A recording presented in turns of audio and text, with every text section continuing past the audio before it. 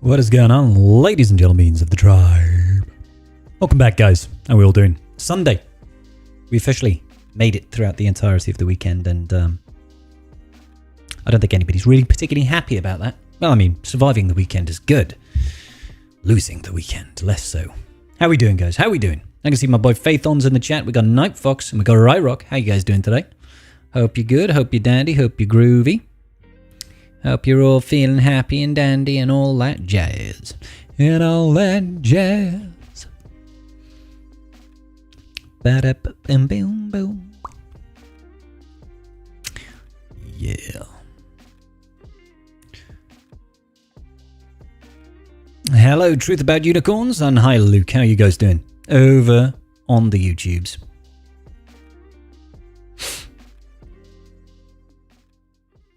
I can't answer that question for you, Luke, I'm afraid.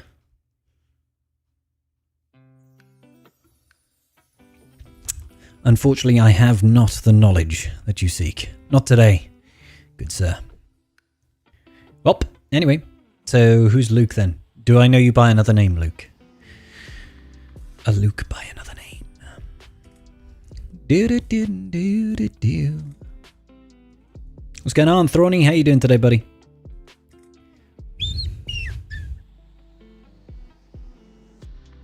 Tom, how you doing? Kimmy, baby. How's it going? Sure, it looks like his DC hits hard. Isn't that one also being investigated by CGS, where they put out a post saying they're looking at it because it's not performing as intended? Color me surprised.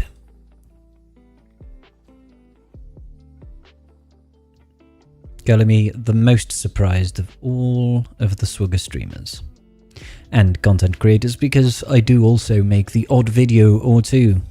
Don't let the Tribe Talks podcast fool you. I do long form content as well.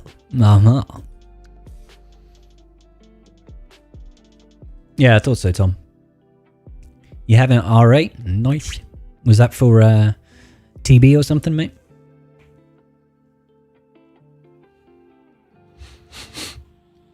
Yeah. Excuse me. A little bit tired. Need to wake up. Why'd you leave the keys upon the table? You wanted to. Do-do-do-do. For GAC? You took him to R8 for GAC? That's a bold move. Badger, how you doing? Hit the like first. Nice. Hey, good job, Kimmy. Thank you for the like. Deploy the likes, guys. If you're on YouTube, kindly deploy the likes so that this video may be liked more than the last video that we put out. That's the true challenge, really. The true challenge is to get it liked more than previous videos. And I know I can rely on you all within the chat to do that for me. Enjoy walking through Jabba with Rogue One? Hell yeah. Hell yeah. And Baze at R9. Holy moly. I mean, Baze at R9 is kind of nice. Like R9 tanks. Carthroke would be so pleased with you. Speaking of particular whales, perhaps I should jump smoothly into the Discord voice chat to see what Mr. Carthroke has to say about life, the universe, and some things. You want to listen to what I have to say? I immediately regret my decision. Carth, don't say anything.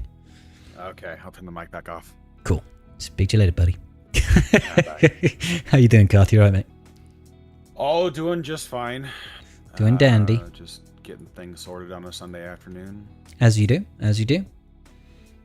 I too have had things sorted on a Sunday afternoon. And I am easy like Sunday morning. There you go. Yes. What's going on, Rebel? Max, how's it going? Carth is basically inaudible. Is he really? That's nothing to do with you, Carth. That's to do with my audio settings right now.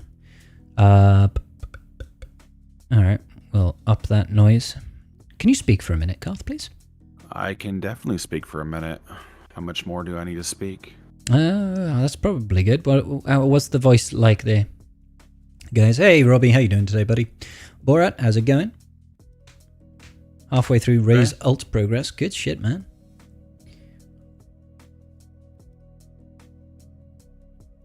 Better, but he's still a good bit lower. I wonder why that is. Probably just with the new mic. the inputs coming across. No, differently? because you're coming in really loud in my ears. That's the weird thing. Oh, well, that sucks then. So it's got to do with how it's coming out the other side. Good day for Swigger today. Got the 2 main level 9s you wanted. Hey, nice one. Dark Trooper Gideon and Beskar Mando. Good stuff, man. No, come on. I think you mistyped Chirrut. Well, they say that Chirrut is broken, so... Well, no. They say they're No, looking into it. Yeah, yeah. They're gonna put a cap on how much offense he stacks. Is what I guarantee happens. Mm. Because that's why it's so insane. Because Chirrut gives heal over time whenever someone's critically hit, on top of all the other nutty mechanics that go along with him. Mm-hmm. So it's like they've dug their own hole on that one. So it's like you guys just need to be better. Yeah. Well, I literally I can't raise Karth's voice any higher than that. I don't think. So let me see. Let me check within Discord. His Discord volume is. I'll pump him up a little bit here. I can change mine too. My output settings. No, it should be okay. All right. Yeah. What he's saying is he needs you to take him higher. Well, you'd be the expert at that one, Wolfie. Perhaps you can help. Oh, baby. What's going on? Baby. How's it going, I Wolfie? You alright, buddy? prefer the burning of bush over other methods of ingestion. Just so you know. You don't get to choose, Garth. That's the rule. I mean, let's put it this way: the edibles put me to sleep, and the other stuff just makes me feel shitty. So, not horny then. That's okay. No, I'm too loud. Now, Wolf is a bit lower than both of further you. away. What the? No. Oh my gosh. Now Wolf is a bit lower than both of you. Are you like only a bit though? Okay, fine. Right. I'm gonna have to. Oh, I accidentally nearly kicked Wolf from the server. That would have been mean of me. Oh, Karth. What Karth did I do? What did I do? the Lord's work. The Lord's work is what I try. What did I do? What did I do? Ooh, Anyway, grabbing a beer. Taking a nap. I guess I'll be the healthy one and have some water. I'm being the healthy one. I mean, you are definitely having your greens. This is very true.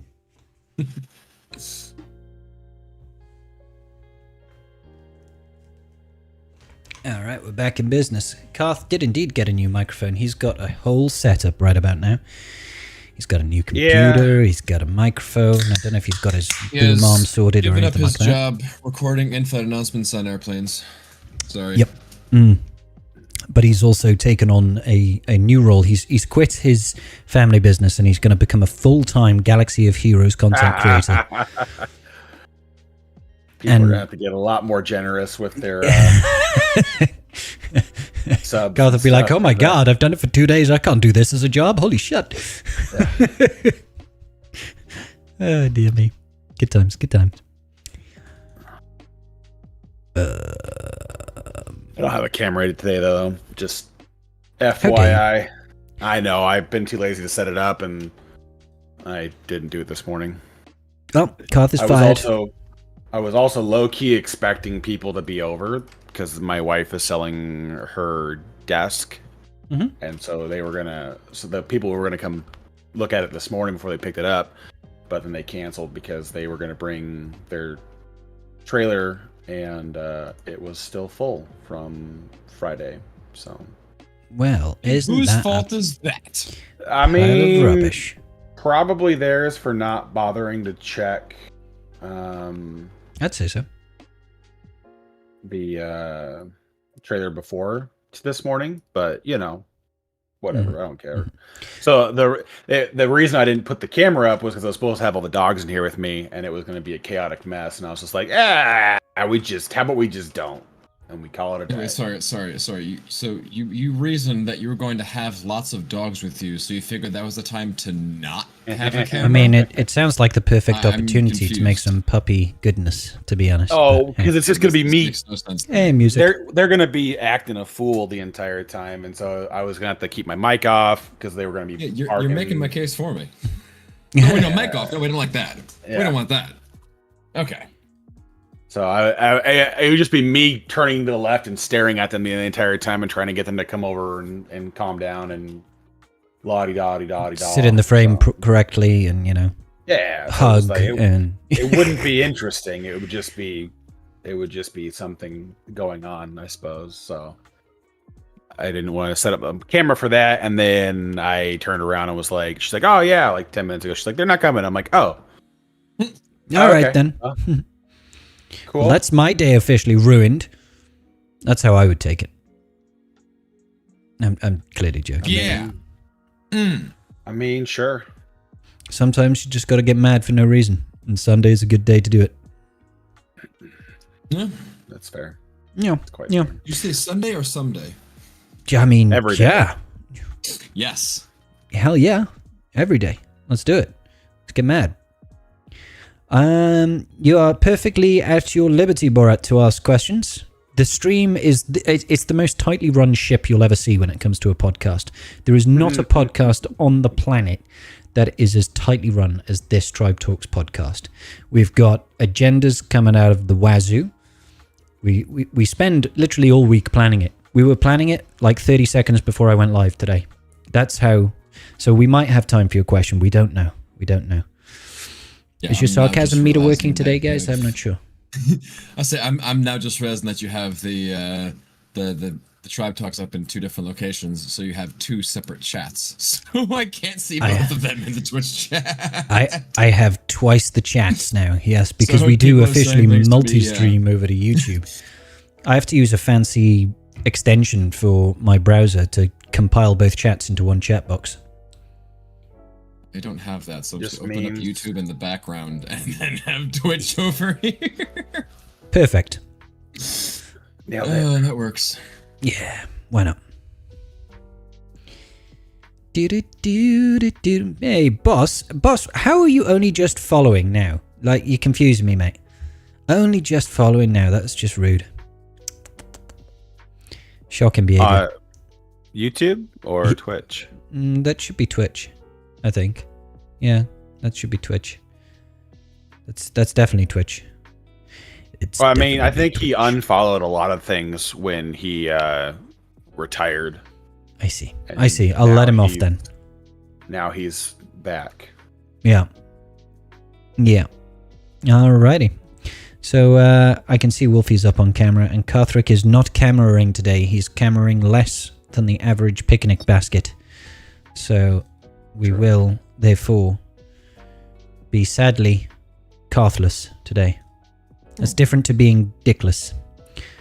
Whoa. Well, we have a Not by a Karth, lot. it's just we can't see a Karth. Yeah, I mean, and if a tree falls in the wood and nobody is around to hear it, did it even happen? And it's kind of like that with Garth in his face, I think. Hear a Karth, see no Karth. There's something there. Something. Yeah. Whale What? no I'm not Garth? sure. I don't know. I don't Something know. like that. I don't know. Yeah. All right, I feel distinctly that out of reminds center of me. my shot. There we go. That looks a I was little bit better. supposed to post something in your patron chat to be a cheeky little fool. Are you ever Supposed to really post? cheeky? I was mean- gonna make you jealous of my carbonite circuit board collection.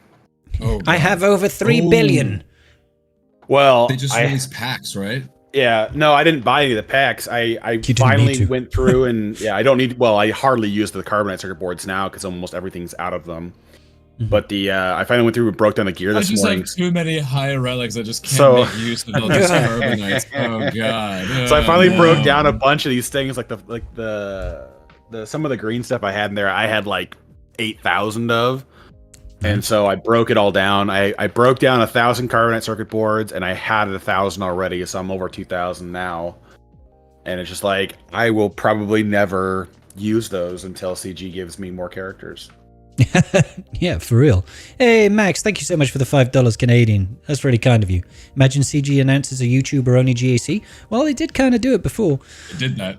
Including myself. Who would be the most entertaining bracket of 8? Which matchup would I be most... Well, the thing is, to be honest, against most content creators, I don't really stand a chance. Because a lot of them, well, a lot of the big ones have just got much better rosters than me and are much smarter than me.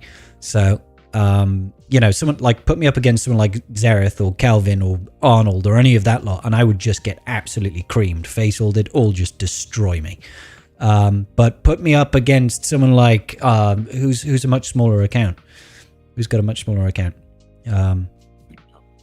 Let's like Nooch Too Good. Star Wars Dad. I'm pretty certain he's got like a 6 million GP roster. He wouldn't stand a chance against me, so I'd just be like, okay. But yeah. I'm not sure how many people are around my GP area as far as content creation goes. Well, see, that was the thing a number of years ago when they had done the content creator YouTube only GAC. Everyone got identical accounts, so everyone got end game accounts. Everything was Relic 9, Relic 9, Relic 8. Yeah, no, all Relic 9, and everybody had crazy mods as well. I just forgot what the limit was at the time, but we were on 8 or 9 at that point. But yeah, I think it was 9. So yeah, it was just everyone got the accounts, got thrown into a bracket together, and all hell broke loose. Yeah, yeah, that was the Speed Gek. That was with the creators as well, wasn't it? Yes. As in the devs, not creators. Anyway, I should probably do an intro for this, right?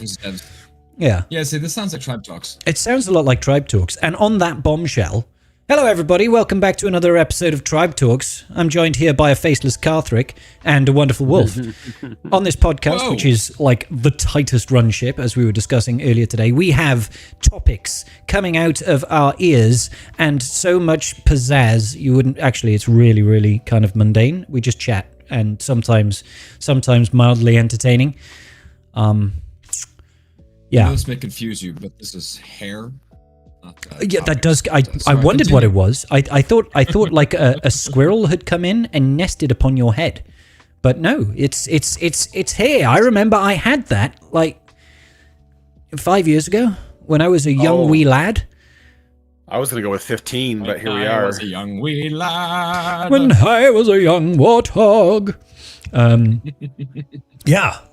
I mean, I'm a little bit envious, Wolfie. I'll be honest, but. You do you. You rock those luscious locks. I'll be joining you soon enough, don't worry. Oh, I see. Is it? Are you like a monk? Is it completely bald on top and it just falls down on either side of the head? No, not that bad. No. Just joking. To be fair, mine isn't like that either. No. I daily shave my head, so every morning in the shower. It's a routine. It's a real routine. So yeah, it's good times. Yeah. So how you doing, Wolfie? How you doing, Carth? You guys good? Yeah. Man. Yeah. And that's the end of Tribe Talks podcast, guys. Thank you very much. We'll see you all again next week. I've been hooked. I'm sorry. I feel bad. Like, freaking Galaxy Heroes is wonderful and all, but between Enshrouded and Pal World and everything, I still haven't tried Pal World out. Like, we've just been mate. the whole week. Yeah, genuinely, Palworld. I've not played Enshrouded, but Palworld has eaten my soul. It is quite literally just over my soul, and I don't know if I'll ever be the same again. It's so addictive and so fun. Plus, I do have a tribe dedicated server. So currently, it consists of myself and 2 patrons. Carth could have been in there, but he just decides to say, whatever, I'm going to play on my own because I'm a big dunderhead. Well, see, what happened was that I wanted to mess around with it and get my bearings straight on playing before I joined. And then it just got to the point of like, now I don't want to start over. Yeah. And then he just didn't sleep for 3 days and played it incessantly. I mean, I've slept plenty. I've just like 20 minutes here and there, something like that. Yeah, a few. A few. Yeah. Adequate sleep. That's all you need to know. Yeah. Sufficient sleep to keep functioning as a human being is all you need. Yeah. That's what it is. It's what it is. Yes. So So yeah, I between work and fun, and content creation, I've found hours here and there to play Pal World, and yes, very fun, very very fun. I've not played Enshrouded though, Wolfie. What's that like? Shrouded, big. It's not. I'll say it's open world. I guess we'll say. Mm-hmm. But survival crafting game, it has a lot of really really cool elements to it, where it's got a lot of like sort of like Valheim feels to it. It's got some sort of Skyrim feels to it. It's got like a magic system, and it's a lot of different things you could do in the game. So it's more guided, I would say, than Valheim was. Valheim is just you get in there and there's bosses and you fight the bosses. You go to the next biome and that's pretty much it. Over here, there's like an actual story with the Shroud and it's going and taking over the world and you're fighting back and that sort of stuff. And it's a really interesting game. A lot of cool stuff going on, and I'm just barely into it. So yeah. I will be honest. I suppose Pal World's a little like janky. That. Oh god, yeah. Pal World's definitely got a lot of jank, but Pal World is exactly like that. It's kind of like you drop into a world. It's not a procedurally generated map. It's a set map, but there's no real plot line or anything like that. It's just kind of like, here you go. There's a couple of bases. There's some introductory missions. Go do stuff, and then you're like, I'll just do what I want, I guess. And that's how it goes. There is obviously a progression system. There's levels that unlock additional tech trees, and that's basically the whole game. So yeah, it's good though. But honestly, like, I don't know about you with Enshrouded. Like, when it comes to jank, I don't really mind it so much. It's kind of endearing when funny stuff happens. You're like, I've fallen through the map. How nice. Falling through the map, like there's one thing with like a wingsuit kind of so you have cool. a little glider. You can go and fly around and whatnot, but you can jump up a little bit and then glide and then roll and then jump out of it, and you can use that to climb mountains. So it's stuff like that, which is like the silly kind of janky stuff. And then there's the stuff that like you're holding up your shield and you're sitting there like blocking, and then you just take full damage as you're like, but I'm blocking. but I was blocking. Yeah. But your block was blocked, and now you're unblocked. Yeah. So interesting. You used counter block, and it did full damage. Yeah. So there's definitely some kinks that got to work out. It's an early access game, just dropped. Initially, I'm loving it so far. So cool. Yeah. But Pal World, I've heard some of the fun stuff over there too, where like you can like jump and sprint or something, and like roll to infinity or something like that. Well, one of the things, obviously, you've got Pal Spheres, which are basically Pokeballs, right? And you can capture the Pals, or Pokemon, whatever you want to call them, in the Pal Spheres, exactly like you would in Pokemon. But if you capture a Pokemon, and you can, like, when the Pokeball or Pal Sphere is capturing it, you can jump and climb on top of it. And if you capture it, it'll successfully capture the Mon, but then it will launch you, like, 300 foot into the air.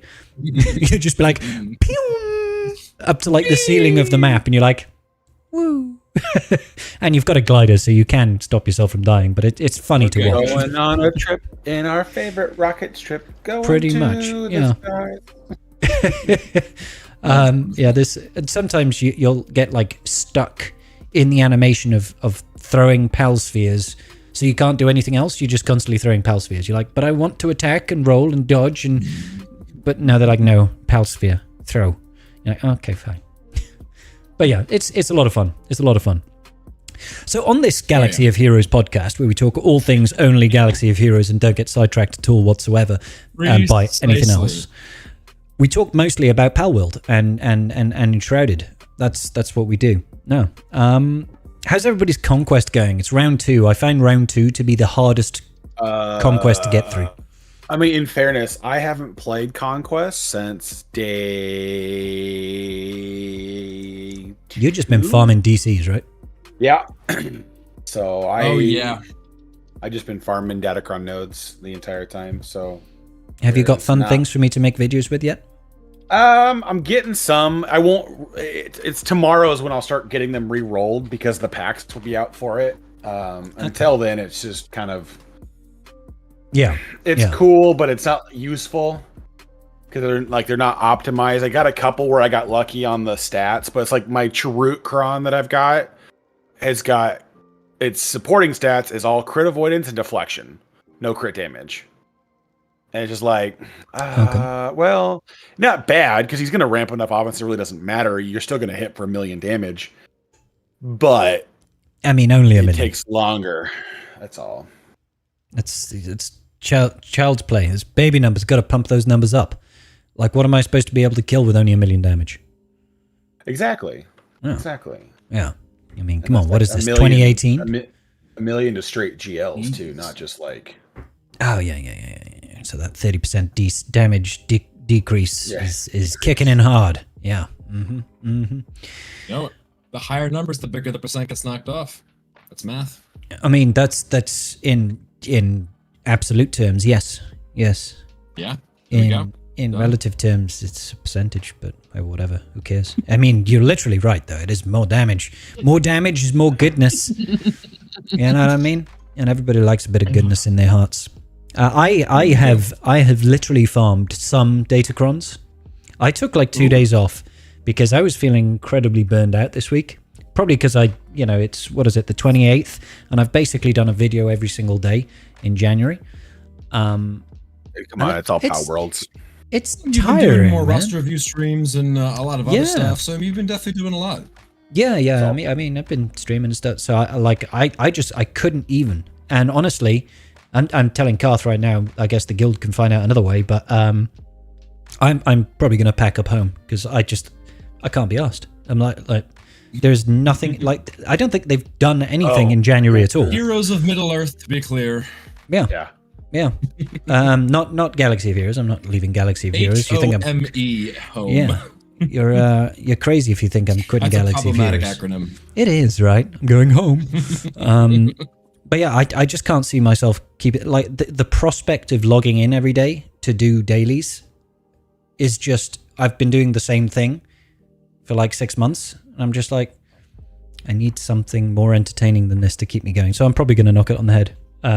It'll probably give me a little bit more breathing space and I'll feel a lot happier about life, the universe and everything. So yeah. Well, yeah, for me right now, that's like the issue with the raids is like, it feels so tedious to show up every time and participate and there's really no net benefit. And there's like, the only reason to really do it is for the XP and gold, which is like the only reliable place to get that stuff in mass quantity. It's like they've just dug themselves into a hole where it's like you have to be a part of this really, really grindy atmosphere. Yeah. For the sole sake of you need to be able to keep your resources flowing in. It's like so you can't take a break. And it's just like that's a really rough place to be. It's just always going. You get 2 days off and then 4 days for a raid and then back at it. Yeah, and it's just one of those things. There's too much restriction in how you can develop in that game. It's like the raid has been out for since December? Is it? No, November? Maybe longer than that. October? Not sure. It's slowly released, isn't it? Sure. November for sure. But it's been released that long, and there are 5 difficulty tiers to it that you can play it at, and it is impossible to play at the hardest difficulty. Still, it's completely impossible to score anything really worth a damn in that highest difficulty. It's so restricted in how much you can gear your characters without wailing, and even more so annoying is the ability mats are so scarce that it's just not an enjoyable experience gearing up a team, because it'll take months. It'll take absolute months to just to get a team from standard gear level, standard abilities to like gear 8, and gear 10 is the cap currently, and all the abilities maxed. It would take months to do that for just one team.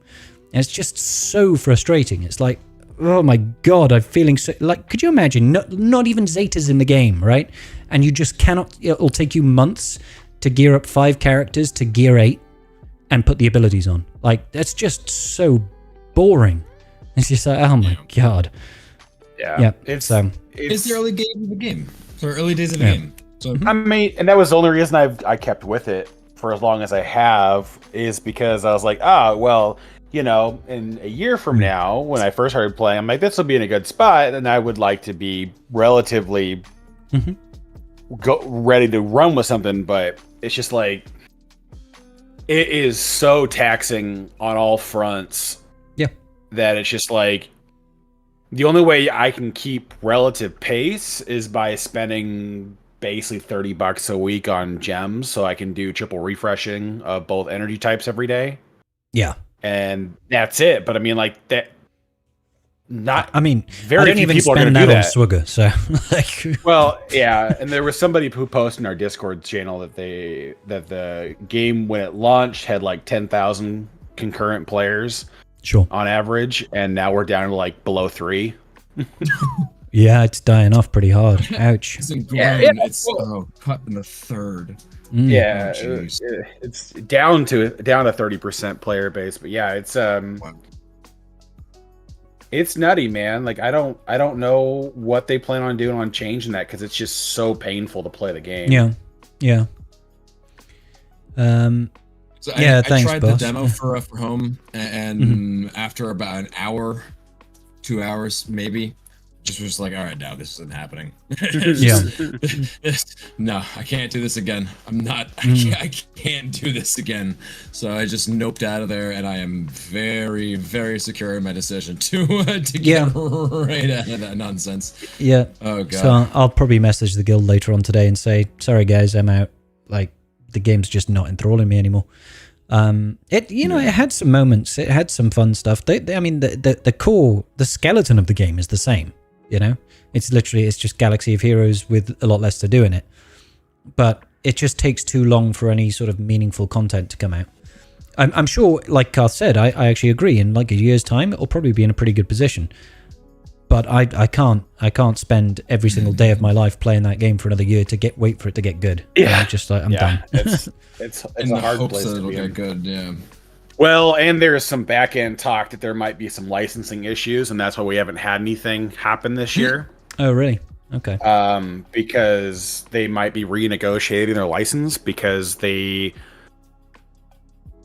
license starts when they start production, not when the game launches. Sure. So if they did like a 3 to 5 year contract, they are probably towards the end of that first license, which is going to cause them another set of problems, especially since a lot of the Lord of the Rings stuff is getting very closely guarded, because it's just people are tired of shit failing. It's like the Lord of the Rings brand has always been notoriously tight-fisted with its license. It doesn't tend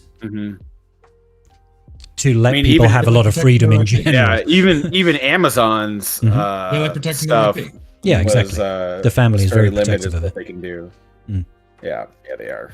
I mean, it's not surprising, right? You know, it's that family's, pride and joy, most likely. And it got 3 incredibly good films out of it. The Lord of the Rings trilogy is to this day, I still think it's a phenomenal trilogy. I don't actually enjoy the Hobbit films very much, but that's because I felt like they took way too much creative liberty with those films, and they dragged out a 250-page story into 3 2.5-hour films. You're like, how do you do that? That's impressive. Just making up plot lines left and right. And I really didn't like what I'm going off on a tangent here, right? But I don't like how they changed how Bard killed Smaug. Because Smaug was supposed to be killed with a black arrow, but a black arrow was just an arrow that was black. It wasn't some massive spear, massive like trident that you fire out of a big... It was literally just an arrow that he fired from his bow because he was an awesome archer. And he shot one arrow and killed Smaug. And I was like, that's how it's supposed to be. A little birdie told him right where to shoot. Exactly. Yeah. He was missing a single scale, and that was like the whole point of it. Like, he's this amazing accuracy. He was able to hit that one point over there. The Raven, the Raven overheard the dwarves talking about it on the side of the Misty Mountains, and then it flew down into Lake Town and told him about it. And that was it. That's how he did it, which, in my opinion, is far more impressive than killing him with a massive, huge like Yeah, but trident thing. that was the problem with films at the time, is that we were in the middle of the Marvel's universe getting set up, Sure. right? And people were they were thinking what would bring butts to seats is these action films, right? So that like everything starts getting like low key converted into an action, like the Battle of the Five Armies is nowhere near what happened in the books. No, I mean, a lot of it just gets made up as well. So, and then the fights don't even make sense. It's like you have a shield wall, and then you're like, but you know what we're gonna do because it looks cool. We're gonna have elves jump over the shield wall and then just become fodder for the trolls and hordes. Do you know what a shield wall is supposed to do? Yeah. And it's not a trampoline to go jumping into the enemy. Yeah. And and even Azak is dead. And like in the books, he's dead. There's only Bolg. There's no Azak, and or is it Azog, whatever his name is. Azog, yeah. Yeah, but they just like brought him back to life and made him a villain. You're like, but he's dead. And he's not even in the book, and neither is Legolas, and neither is that girl that falls in love with Feely. That's not a plot line in the books. It's like, why are you just making stuff up? A few too many liberal creativities going on there. Just like, it's like really cool if you didn't. There's nothing wrong with don't get me wrong. When you compare The Hobbit to The Lord of the Rings as far as books, there's not a hell of a lot of meat in The Hobbit. It's quite it's a kid's book. It's quite short. It's quite, light. Yeah. And that's okay. It's still a good story. There's nothing wrong with it. And they extended it into 3 movies. Yeah, I'm like, how do you do that? That's the same length as The Lord of the Rings. And The Lord of the Rings is like 4,500 pages long? It's crazy. Well, I suppose pages is irrelevant, right? Yeah, I mean, that depends on font size and size of the paper of the book and all that. But you know what I mean. Yeah. We get what you mean, damn it. Yeah. It's a lot longer. And the thing is, too, is that when they're given room to have creativity in what's happening because there's less lore around it, like you get shows like the Rings of Power that are just like, I mean, it's if you look at it strictly from like a fantasy series, it's not bad. Okay. But if you're trying to look for a Lord of the Rings series, it's not close. Oh, right. It's just. I still haven't watched it. Yeah. No, it's because it's not worth your time. If you love Lord of the Rings, you're not going to like that show. Just straight up. Yeah. You got to be a really passive fan to of Lord of the Rings. You're like, oh, this is good Lord of the Rings. You're like, no. Oh, the original trilogy is good Lord of the Rings being adapted to a movie. The rest of this garbage is. And I'll freely admit that the Lord of the Rings books, film, that took liberties. That changed some of the plot lines within from the books, but it wasn't like it didn't feel. I know that there were certain parts, like bits with Faramir and going to Osgiliath and stuff like that were different to the books, but it didn't feel like a massive, huge deal. I know some people were rubbed the wrong way by that sort of change. I didn't like the change to Faramir's character because I thought that was actually quite a pivotal moment within the books where you see, because in the books Faramir lets Frodo and Sam go when they capture them. And it's supposed to show the difference between Boromir and Faramir. Like Boromir succumbed and wanted to try and take the ring for himself. He wanted glory. He wanted to restore the power of Gondor and all this sort of business. He was going to use the ring to do it. Whereas Faramir felt the same urges, but he decided to be the better man and let him go. And you're like, oh, there's still good in the world. Like it's quite a stark contrast of characters. And Faramir was done so dirty by his dad that it just kind of makes you feel a little bit better for him. So I was a little bit annoyed in the films where he doesn't take that stance. He forces the hobbits to come back into Osgiliath where that doesn't happen in the books. But other than that, it's not like wildly different. There's I guess some little things. Yeah, I think it's in the Two Towers. I think like the elves aren't at the battle over of Helm's Deep. On Helm's Deep, there's like some stuff over there.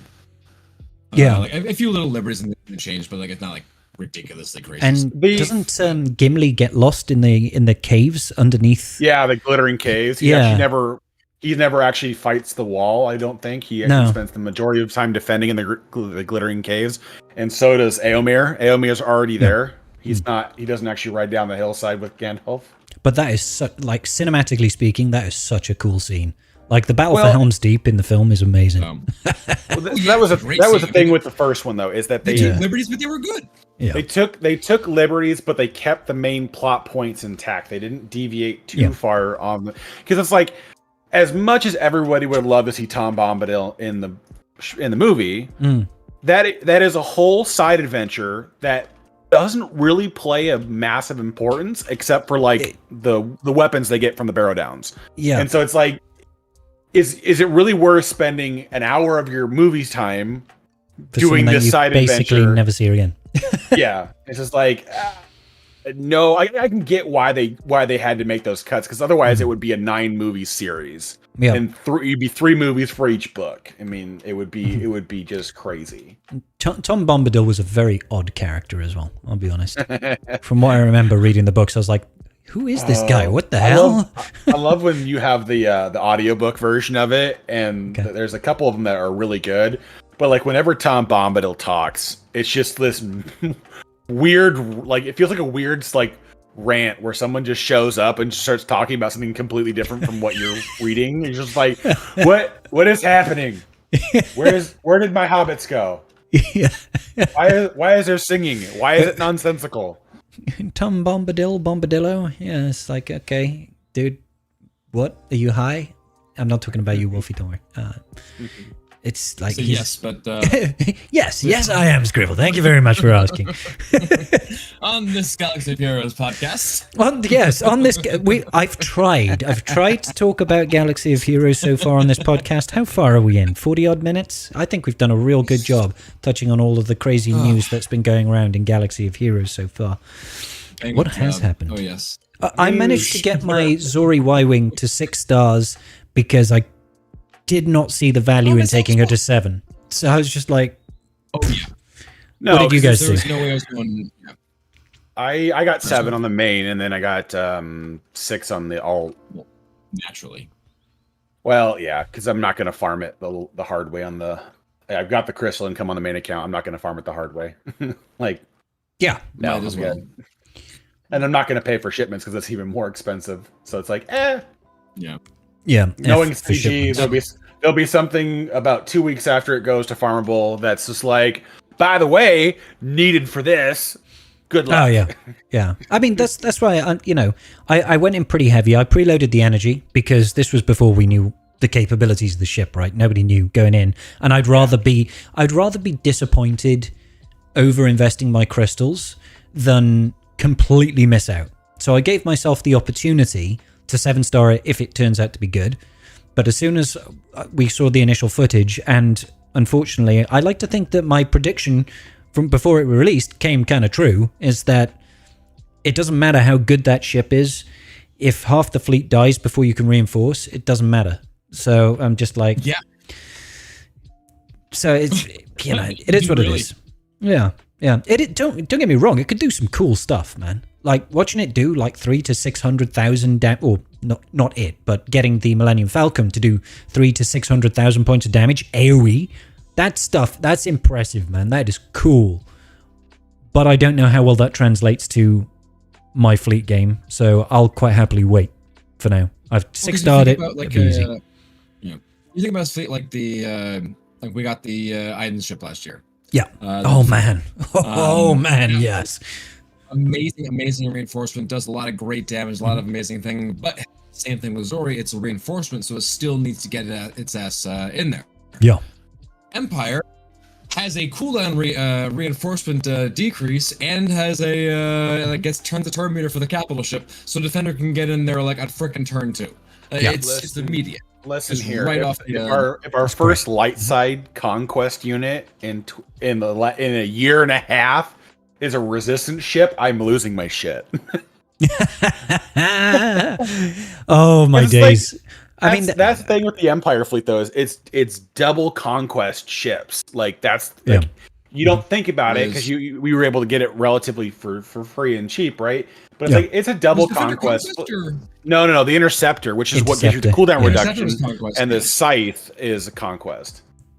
I was mostly talking about the Defender. Well, yeah, the no, Defender but is the chase. Yeah, but what I'm saying is that the Empire fleet is solid because of the conquest ships that are available to it as well. It allows you to cheese the mechanics, get them to target your foresight turn meter generators, and then that's why it works. Yeah. Otherwise, without it, the Defender it's a cool ship, Yeah. but it just doesn't. It wouldn't move the needle if it didn't have that force time from the scythe, and so anyways. exactly. I think I jokingly said when people were, because I was discussing this on a stream, could have been earlier. I don't know. Like these days streams just kind of meld into one. I don't remember when somebody said something, but we were talking about what could CG do for Resistance, and one of them was let's decrease cooldowns to get that ship out there a turn sooner, and that would probably help a lot. But really, I was thinking, hey, next light side Resistance ship, let's just give us a new capital ship. That'll be the better way of doing it. Bye, Holdo. Don't care about you anymore. That's how you fix it. Have the riders be a reinforcement. Calls the Holdo to do a Holdo maneuver. If I'm not mistaken as well, I think Arnold was having the most success beating the Executor lineup, not the triple attacker. He couldn't really beat that, but the old original Executor lineup, and it wasn't even using the SF-17. So you don't use the one tank ship, the new tank ship I say the new tank ship. Well, because you need a way to control the turn meter, and so it's like getting the days out there and the stripping from the Resistance pilot is very powerful, and so it's just you're right. It's 100% just stupid that it doesn't work the way it ought to. And and that's the thing. Like again, this is going back to why I didn't bother 7-starring it. Is in my opinion, from my point of view, getting it to 7-star doesn't fix the inherent problem with it, because it doesn't matter until it's out on the field. Which as a reinforcement, 5 stars is all you need. Exactly. So, the 5-star gives it the dramatic entrance ability, and that's all you want. Like that's what gives you the firepower. So I don't know. Big Sag, basically. But I was hoping for wonderful things from the Resistance fleet, but alas, it is not to be so. It does do wonderful things, but just none of it useful. Like it massively improves the fleet. You can't deny that. It absolutely does. Absolutely does. Like, who knows what it'll do on defense? So it's beautiful, fucking useless. Yeah, it just doesn't move the needle on any of the counters we face currently. So there was just why would you want to invest into this when there's no real return? There's no real good ROI. Exactly. Was it worth the extra 5,000 crystals to unlock it? No. Because ultimately, if it comes to do I need an Executor counter, most of the times it's going to be triple attacker. It won't be the original. And the times whenever I see it, regardless, I'll probably be like, I'll just Profundity it. Pretty much, right? Better banners and guaranteed, almost guaranteed, you can have a Profundity go belly up when you're like, and it's now time for my mass assist. Dodge, no assists. You're like, damn. Yeah. I've had that call dash to assist get dodged twice. In the one attack, just dodge. So I get nothing. Okay. You get nothing, sir. Good day. Good day, sir. yeah, that can happen. It's rare. Perhaps it doesn't feel as rare as it should be, but it never does it? Well, I mean, that's the reason why the Profundity counter is only 85%, right? Yeah. That's why there is that chance that you get dodged, you don't get any assists, and then they are able to kill your if Cad gets all of his double taps and they land breach prior. Oh yeah. Because the game decides that Cat attacks first, so breach gets applied, and then everyone else gets a double tap. You lose your Y-wing, and then when Cad calls the assist, you lose Outrider or Millennium Falcon, and it's well, there goes the entirety of my team. Yeah. I'm just dead. I have nothing left to fight this. It's game over. Yeah. Very uncommon, but it certainly can happen, and I would rather take that gamble than throw Resistance at it. I don't get me wrong, I wouldn't mind having Resistance as a backup in case, that 15% chance hits on the Profundity. I'll have it then.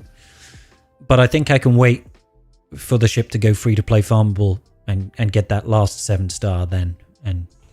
But even then, when we say it, you don't need the 7-star for that. You could do it with a 5-star one.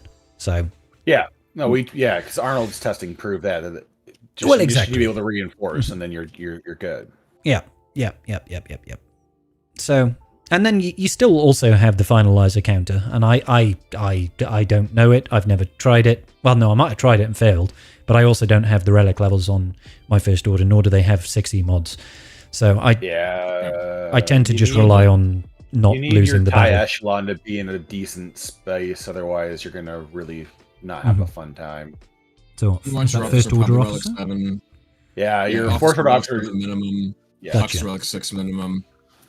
And 6E mods throughout everyone, I guess. That's a turn order speed. That you need, Hux, in order yes, to- Hux needs full 6E to get the turn in front of Executor. Gotcha. Yeah. I mean, maybe I can do for- that at for some Relic point. 9, you need Relic 6. Hey, guess what? Here's something that I did do this week. Maybe this week. Might have been last week. Who knows? That's Slacker? Wait, no, you're not. Yes, but no. I got Zori to Relic 5. I did see that. I low-key finally have impressed. Zori. I still haven't modded her, but she's Relic 5. And I threw the Omi on her. Woo! So when we sign up for Nice. 3v3, does she get used in threes? I don't even know. But Yeah. Fin Yes! Fin Yeah. Zori. Yeah, Fin Zori. that's pretty. Great. So, finally, it's funny when you think about it, because Ray was the very first GL I ever got, and only now have I got Zori. So I got Ray when she came out. What is that, 3 years ago? Yeah, but I mean, Zori came out literally a year ago, right? No, I know, but you'd think. I've had Ray the whole time. The whole damn time. And I still didn't get Zori until just now, because, she had a ship coming out. So, grabbing a drink. Hang on. I mean, it's fair. Zori was a good team, but it wasn't a critical team to do anything inside of GAC. Very good defensive team. That's like the biggest thing. They're They just- do a they're- lot of work over there. They just and I fucking hate them. Yeah, they're just one of those teams that has that. There are very few counters. The counters that work against them steamroll them, but the counters that Well, that not all are of it. The guys that wants to say, "Oh, Night Sisters steamroll them." They don't. Right No. until they don't work. My Night Sisters don't steamroll anything. They get steamrolled.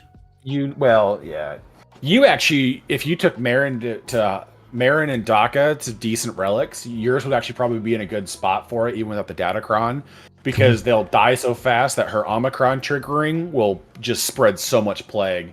But the problem with the Resistance team is they have so much. They have a source of tenacity up, which will stop the plague only during the Datacron days. Did that not matter because the Datacron made it unresistible.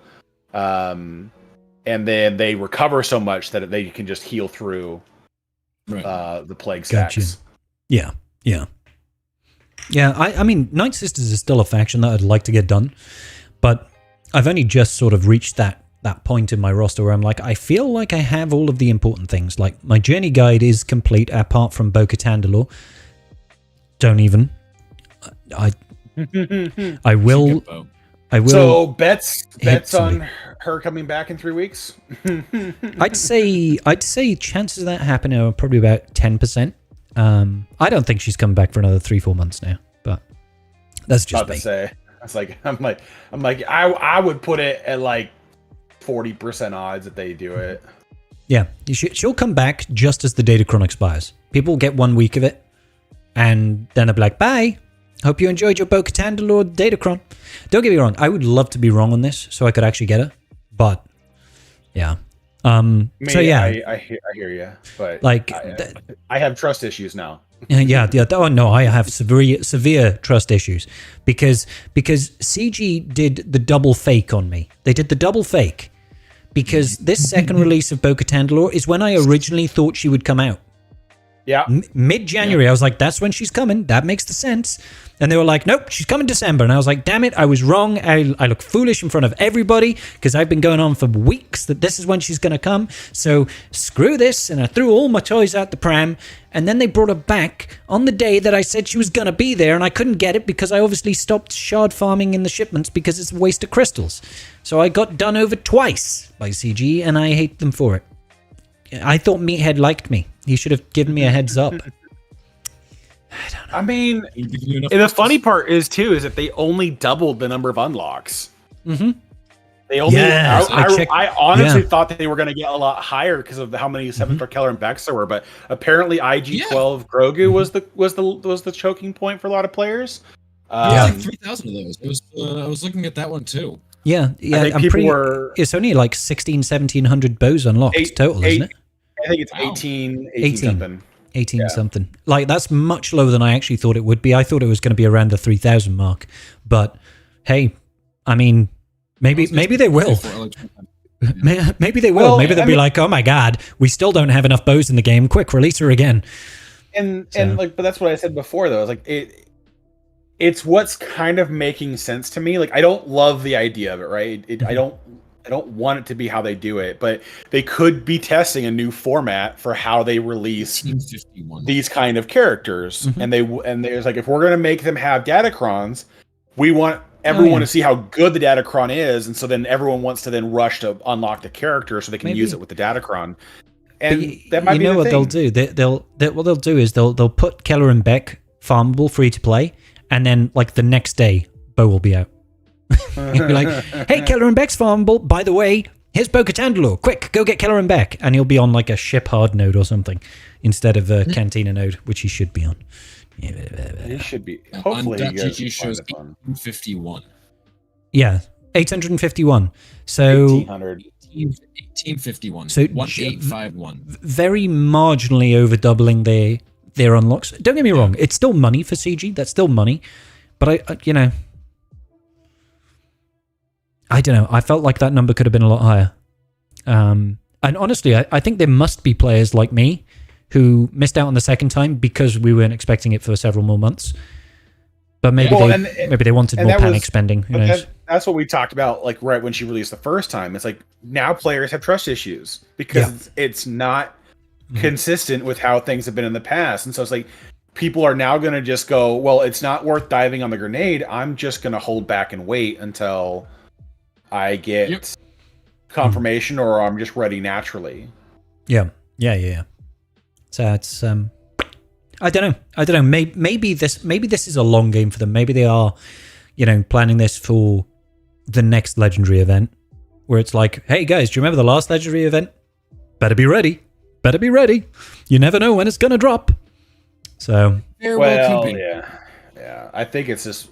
I think part of it is they're trying to get the whales to be rewarded for their investments because they haven't really. And I don't mind that. At all. I think whales should get rewarded. Done that in a long time, where like GLs are basically the only time so far that we've really gotten that kind of treatment where it's like you invested in early, you bought the characters through shipments or whatever else, and now you're able to have access to this character.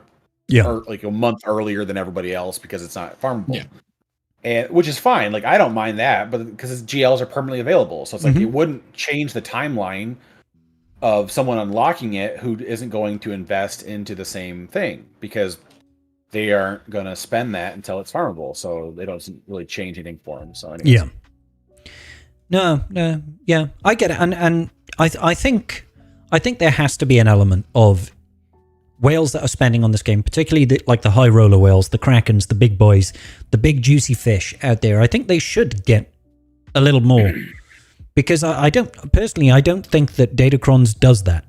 Like Datacrons gives them massive advantage in GAC, but I don't think that's enough of an incentive compared to a brand new legendary character that like that exclusivity is what I think a lot of people get off on, Maybe I'm wrong. Are a part of that because, like, the data with the Bo-Katan and everything comes along with the legendary with the Bo-Katan. So you don't just get the new legendary; you get the superpowered new legendary for the next 4 months. So everyone else who will ever get that character for the next forever will never have the same power level that you had that character at. So I mean, a little bit.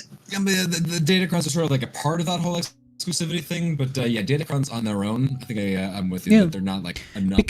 Because anybody can get a level 9 Datacron, right? Anybody can do it if you just farm the mats. You don't need to whale to do that.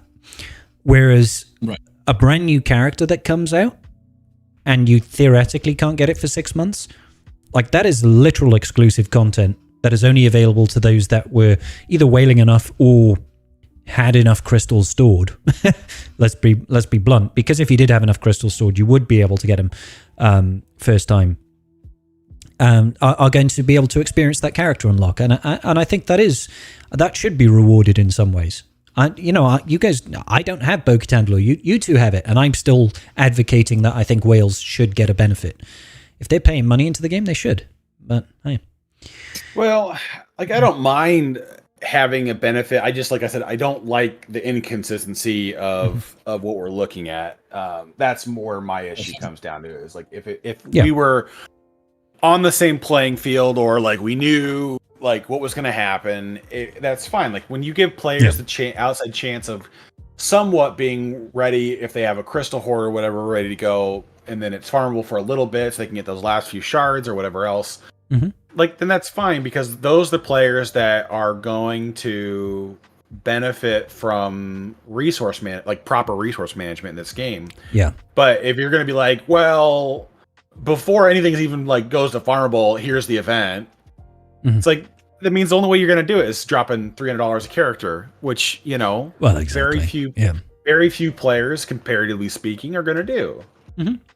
Well, I get what you're saying. But, one thing I guess is that I always need to like go back and remind myself of is that we're not on the same team as CG. CG's on their team, and we're we're opposing fields over here, opposing sides. We're not part of their game. There's we're playing their game and everything, but they're still trying to get whatever they can out of us. So they may not be thinking about what's the best for our crystals, what's the best to drain all of our crystals. No. Yeah, exactly. Ultimately, maybe the producers are not necessarily primarily thinking about, let's look how to bleed the player place dry. Because I don't really feel, having played many other microtransaction-based games, freemium-based games, I don't think that CG is exactly the most bloodthirsty, manipulative company in the world. Like, there are some out there that are awful, like absolutely soulless. And CG, yes, of course, there's money grabs in the game. There's stuff that is designed to make you spend more, but it is not on the, I wouldn't even call it on the bad end of microtransactions. It's like, it's there, but it's still a very playable game. Like, the devs, their job is to make money off this game, right? I'm sure, like, in their idea, they'd love to make a game that is enjoyable, a fun experience for the player base, and they get to engage in that universe that they all love. I'm sure there is an element of that. But ultimately, producers at the top end have to think about the bottom line and making a profit. And there isn't necessarily anything wrong with that. So, and I walked the free-to-play path. Exactly, for sure. Exactly. I lived the life of a free-to-play individual for 4 years? 4 years, something like that. It's only when I really met you, Karth, that I ever spent any money. So see what happens. Exactly. Get corrupted. Yeah, apparently whaling is contagious. Who knew? Something like that. So I think that some of the first thing I ever spent money on in this game was like a conquest pass.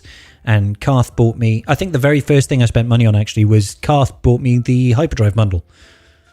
When was that? Yeah. That was like a year and a half ago? A year ago or something like that. Yeah. A long time ago. That was the first time I ever spent money, and I've been playing since 2018. So I did 5 years. 5 years free to play? 4.5?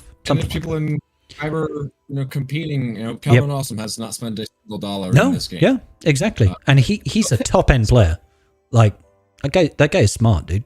So it's definitely possible, as the people are saying in chat over here. The game is fairly free to play friendly. You can absolutely get by free to play in this game. So they definitely do it a little bit better than some other games that we've encountered. So I don't want to completely crochet it. The thing is, though, is that honestly, the reason why I think it's the way that it is because of when they released the game. Because you look at how predatory they are in Home. And Home is much worse. And it's the same company, so you can't tell me it's, it's not like them doing it. Yeah, and Galaxy of Heroes obviously makes a lot more money than Home, but that's mostly due to the size of the player base, right? obviously Yeah. the IP Star Wars, I think, correct me if I'm wrong, guys, but Star Wars is quite a popular franchise, isn't it? Like, more than 2 people have heard of what Star Wars, is it Star Wars? Is. Not sure. Let me. I think Google so. it real quick, see. Yeah, yeah, yeah. At least everybody in this chat. At least everybody in this chat has heard of Star Wars. And Star Trek? Or no? yeah, yeah. Yeah, that's the one. That's the one. Okay, cool. No, and I'm not trying to say that Lord of the Rings is not a massive franchise and it doesn't have millions of fans. Obviously it does. But I think pop culture and relevance also plays a huge deal into it. And Star Wars has done a much better job of staying in the public eye and staying in pop culture than Lord of the Rings has done in general. In general. Yes, yes, yes, yes. Exactly. They also have a money-making machine called Grogu. So... he just that little green dude just prints money. He's just like, yep, buy my merchandise. I mean, I saw a Grogu mug inside this shop in Cardiff that I go to. I buy all my mugs. They're all like Star Wars themed mugs. I saw a Grogu themed mug there and I was like, I want that. And then I realized maybe I shouldn't just buy a Grogu mug. I don't want to buy into the... Am I the problem? I don't want to be part of the problem, guys. I like Grogu, but not sure I want him on my mug. I mean, Trek Wars, exactly. Yeah, I like the character. I just wish they would have kept the story consistent with him. Because it's just like, they brought him back and he wasn't supposed to be coming back. And it just makes money the talks, rest of- doesn't it? Yeah, it makes the rest of the show suffer. I guarantee you Grogu outsells Mando in merchandise. Oh, yeah. 100%. By Like, you literally know that's happening. pounds. Plush and like blanket and everything. Everything Rogue, you fucking name it, they have it. Yeah. So I got freaking Christmas ornaments and shit with Grogu on them. Yeah. Well, for you keeping your Christmas decks up until like next Christmas. End of January. End of January. I got January. I got January, all right? Leave me alone. Like, don't get me wrong, I love Christmas decks. I only just put mine up in the attic today. Like, they've been put away since the 6th. But I was just like, yeah, we're just going to go all the way. Yeah, Wolfie's going to be like, yeah, we're putting the Christmas decks down. And you know what? We're prepping for Halloween, baby. Let's go. I'm getting pumpkins and all sorts. We can make it an event tree, okay? We can make yes. it a perpetual tree for everything we need to. Yeah, so you'll hang little Easter eggs on it now, coming up to Easter time. What are some of those? Like 2 years ago. Did you really? Like 2 years ago, I'd had for like half a year. I just like put different things on it. So Awesome. I've done that before already. I love it. I love it. That's good stuff, man. I love Christmas time. I'd leave my decks up all year if I could. But unfortunately, it's frowned upon within the house. So that's what it is. Yeah, it happens. Yeah. What were we talking about? Grounds for divorce. I mean, Star if Wars, I were married, I call her Mrs. Scribble. But at this point, we are not yet married. That was also the joke. Don't anybody tell, but that might change. Shh. Don't. You've had been with the same person for a few years. I think. Okay. I think there was going to be an eventual. I mean, yeah, it could happen.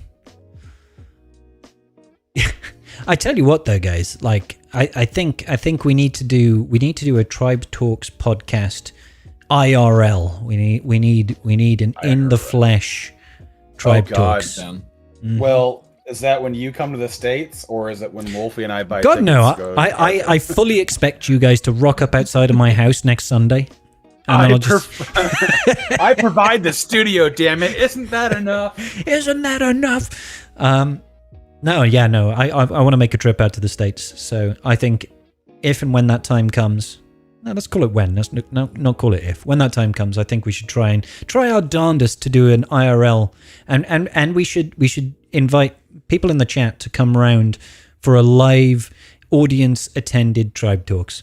Oh God. Yeah, behind a barrier with armed guards. just in case. We need a venue for the two people who show up. Yeah. One of them will be Mrs. Scribble.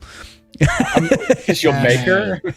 Someone's got to hold the camera. Hey man, like if I'm going to the States, you think I'm going to get away with not bringing Mrs. Scribble like that? No. Like, listen, I knew it was foolish when I said it. Like, yeah, I realized my mistake immediately. No, but that would be cool. That'd be cool. That'll be a dream. One day, maybe we'll do a live Tribe Talks. That'd be great.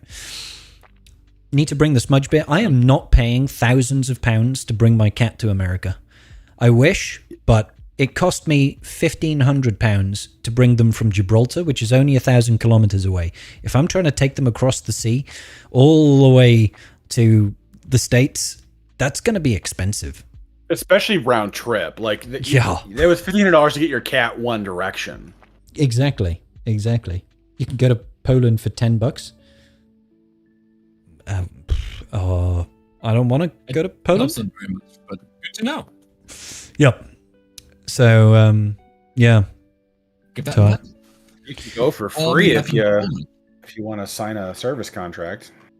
Exactly. What? Oh, no. So, yeah, that would be cool. That would be an eventuality. One day we'll make that happen. Apparently this year nobody's doing a big Vegas trip, so I can't come to that one. There haven't been discussions, but if you could throw something together, like a Scribe US tour, do it.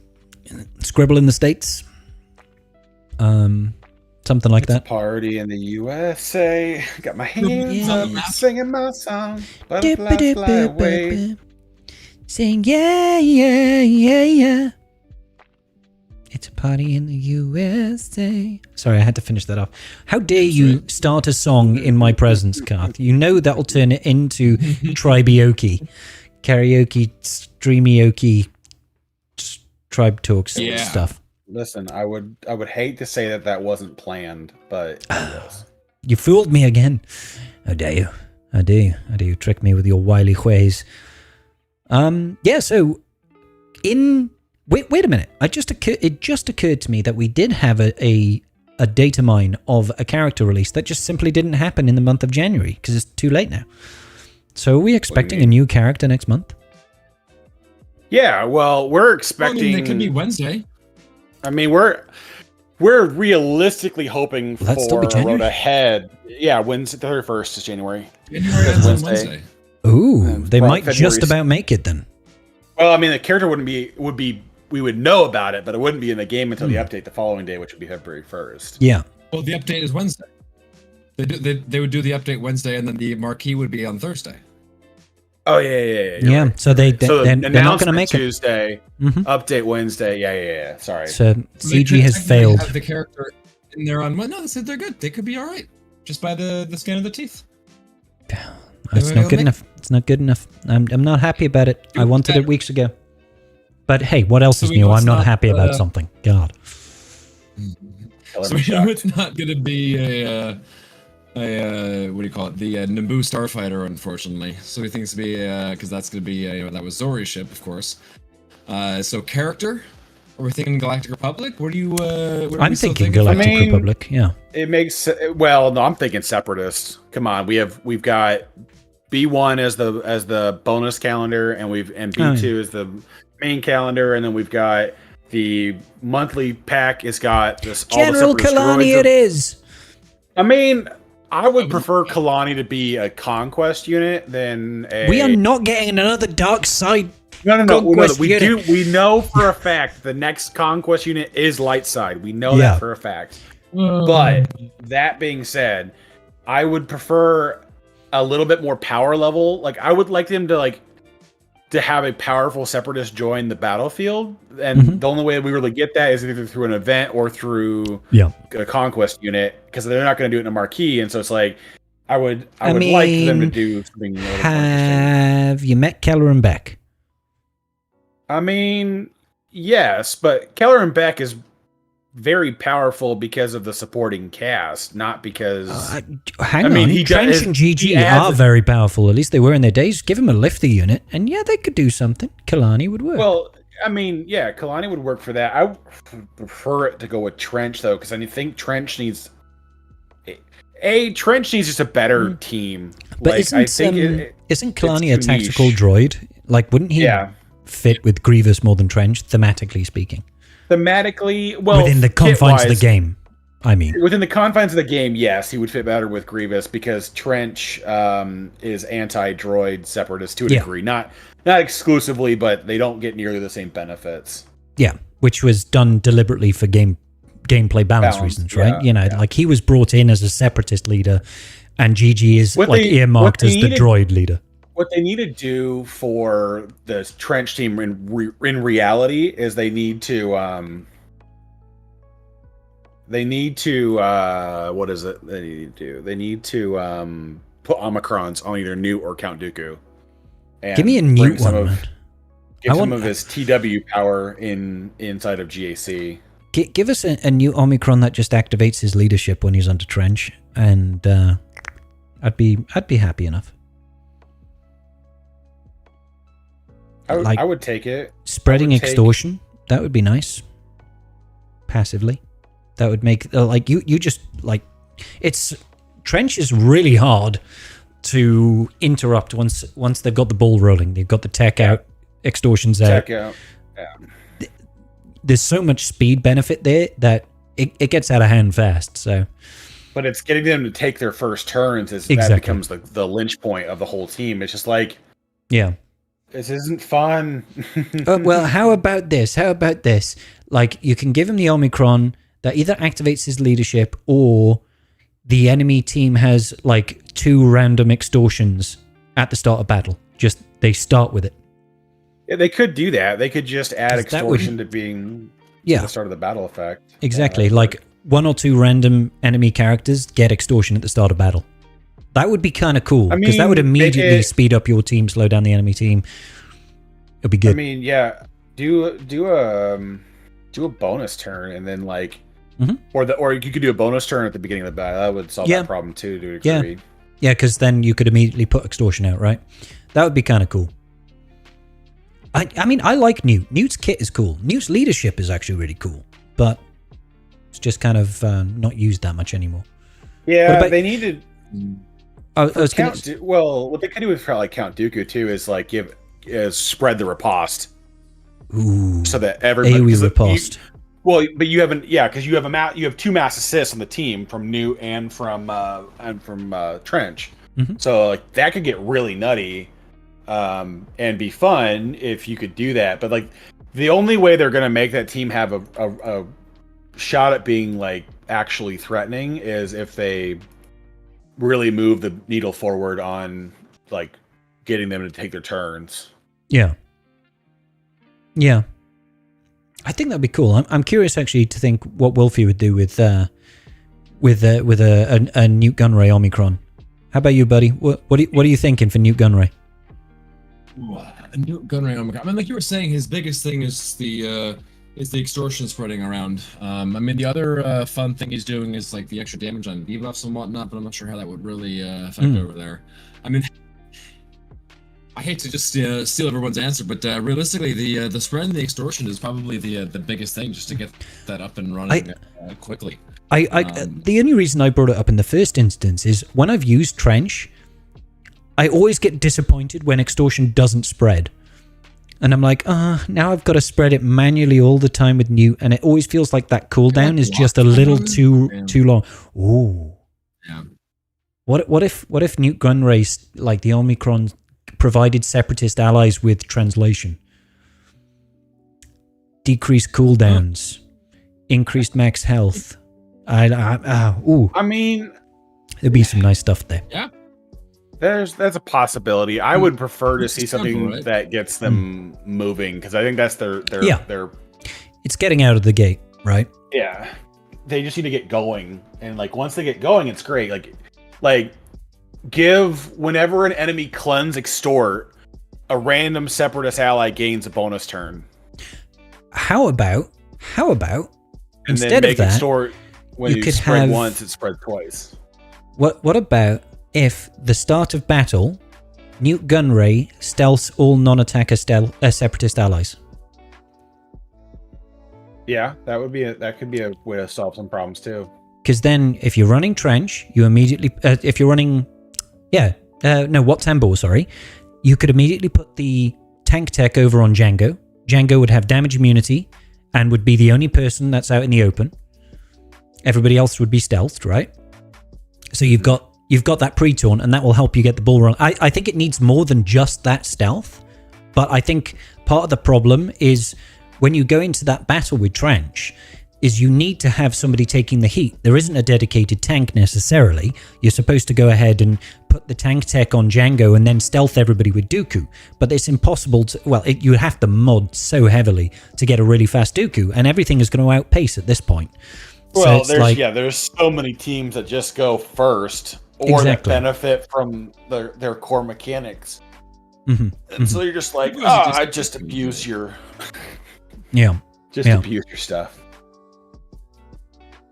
CG should just hire us to make Omicrons. It's been too long since they've given out Omicrons to that's the part classic that characters, right? Annoys me to no end is that we haven't gotten a release character with an Omicron in forever. You mean an old character? A character that's already been released, not a newly released character. Yeah, give me an Eth Koth Omicron. Give it to me. Actually, we don't need any more Galactic Republic Jedi getting Omicrons. Let's forget about that for now. There's a few other factions that need some love. Yeah. Chad Bane, please. Yes, can you give him a Zeta as well while you're at it? Because it's just wrong that he's the only one without one. It's absurd. It's rude. Yeah. It's an insult. And maybe then he will be officially worthy of the name Chad Bane within this game. I mean, I honestly believe they're just waiting long enough to release a new version of him. Maybe, yeah. And will he have that silly little droid that he's got? I can't remember his name. I don't know. But the way I see it right now is that Cad has shown up in Bad Batch twice now. Or Book will show up in Bad Batch again. He showed up in Book of Boba Fett. So at some point, it warrants making another iteration of that character. And I would love to see it because Book of Boba Fett, for me, is one of the very few things that has made me disappointed that I hadn't seen Clone Wars and had more of a backstory for Cad Bane. Because I was like, that Cad Bane guy is a badass guy. That guy's a dude. I want to see more of him. He's more of a badass than Clone Wars. Seriously. That's the one thing that's made me wish I watched Clone Wars. I was just like, he's cool. He's cool. You don't get that from the game. You're just like, oh, he's blue. Yes. That's the quality. That's the thing with Cad Bane though, is that there is an unfinished Clone Wars. It was the original Clone Wars season 6, or when it got canceled, and they only ended up releasing half of it. There was going to be a showdown between Cad Bane and Boba, and that was going to be they were going to do that, and so they never actually did it. We've got the rough release footage on YouTube somewhere, but they never put it in the actual show. So that's actually why we saw, to a degree, in the Book of Boba Fett, it happen again. I'm not sure if it's canons or legends or whatnot at this point, but the dent in Boba Fett's helmet is allegedly from Cad Bane. They had they had a duel. The dent. Cool. Wing and train him and everything, and that came from Cad. If you notice in Bad Batch, I don't know if you've watched it. Cad Bane has a Season 1 I have. Cybernetic plant on the top of his head that you can kind of see under the brim of his hat in a lot of things. And that is supposedly from their duel where they both shot each other in the head. But Boba Fett has got a Beskar armor helmet. Cad Bane has a cowboy hat. Yeah, but Cad... Yes, he does. Yes, he does. Cad Bane has a very powerful arsenal as well, so you can't just think he's got a really thick head. Yeah. Well, it was like a glancing shot apparently, because they both didn't hit. They both hit the head, but they both didn't land killing shots. But it incapacitated both of them. And if I remember correctly, somebody came in and took one of them away before the other one could wake and kill them. Okay. Till next time. Yeah, well, I mean, end of Book of Boba Fett kind of drew a line under it. Although, I've heard people say that he's not dead. Yeah, I've heard that too. I saw a recent video on that where they're like making an argument for Cad Bane not really being dead. He was still beeping. He must be alive. Well, let's be fair. Reva died like 3 times, right? I mean, she kept coming back. They're claiming his life support system was still functional, and that's why he's still alive. Yeah. Okay. Yeah, it's just they're leaving it purposely open-ended, so they have the option to bring him back if they want to. It's for all effects, he's dead until they decide he's no longer dead. I mean, died on screen by being stabbed in the chest. I really hope Lucasfilm starts like taking those kind of things seriously. It's so like it was a gaff. He got a lightsaber. He didn't cauterize immediately. Okay, come on. Death needs to mean something. Otherwise, you undermine everything, right? Because I've been in a lot. I've followed a lot of like TV series and fantasy novels where death doesn't mean enough. Like, somebody dies. Like Supernatural, for example, one of the brothers dies like 6 times throughout all the series. They always come back. You're like, okay, nothing matters. He's just going to come back. The first time it was really impactful.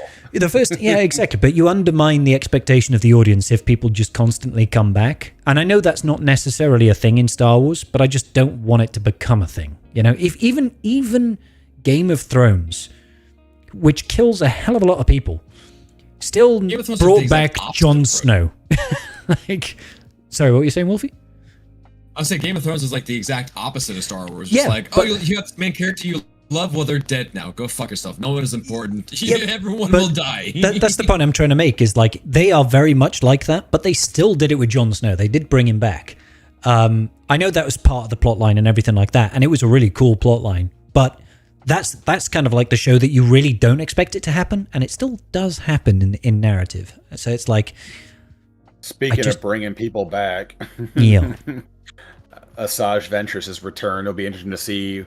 Oh yeah, Dark Disciple Asajj Ventress. Right? How they rectify that without pissing everybody else off in the process. I mean, the one thing we can guarantee is that Star Wars fans are going to be pissed off. Just about anything, really. No matter which way you find it, you're gonna find You're gonna find half the group that loved it and half the group that hates it. Yeah, like they're gonna be like, it was really cool that she came back. Asajj is my favorite character. I'm glad she's not dead. And then it's just like, you're gonna be like, well, she should have died. Death should be more important. It's like, it's the Clone Wars, man. Like, she was a minor character at the best of it that did some really pivotal things to a degree. She was a character. I loved her. She was awesome. Yeah, her redemption arc is actually really well thought out, because it's not a conventional one.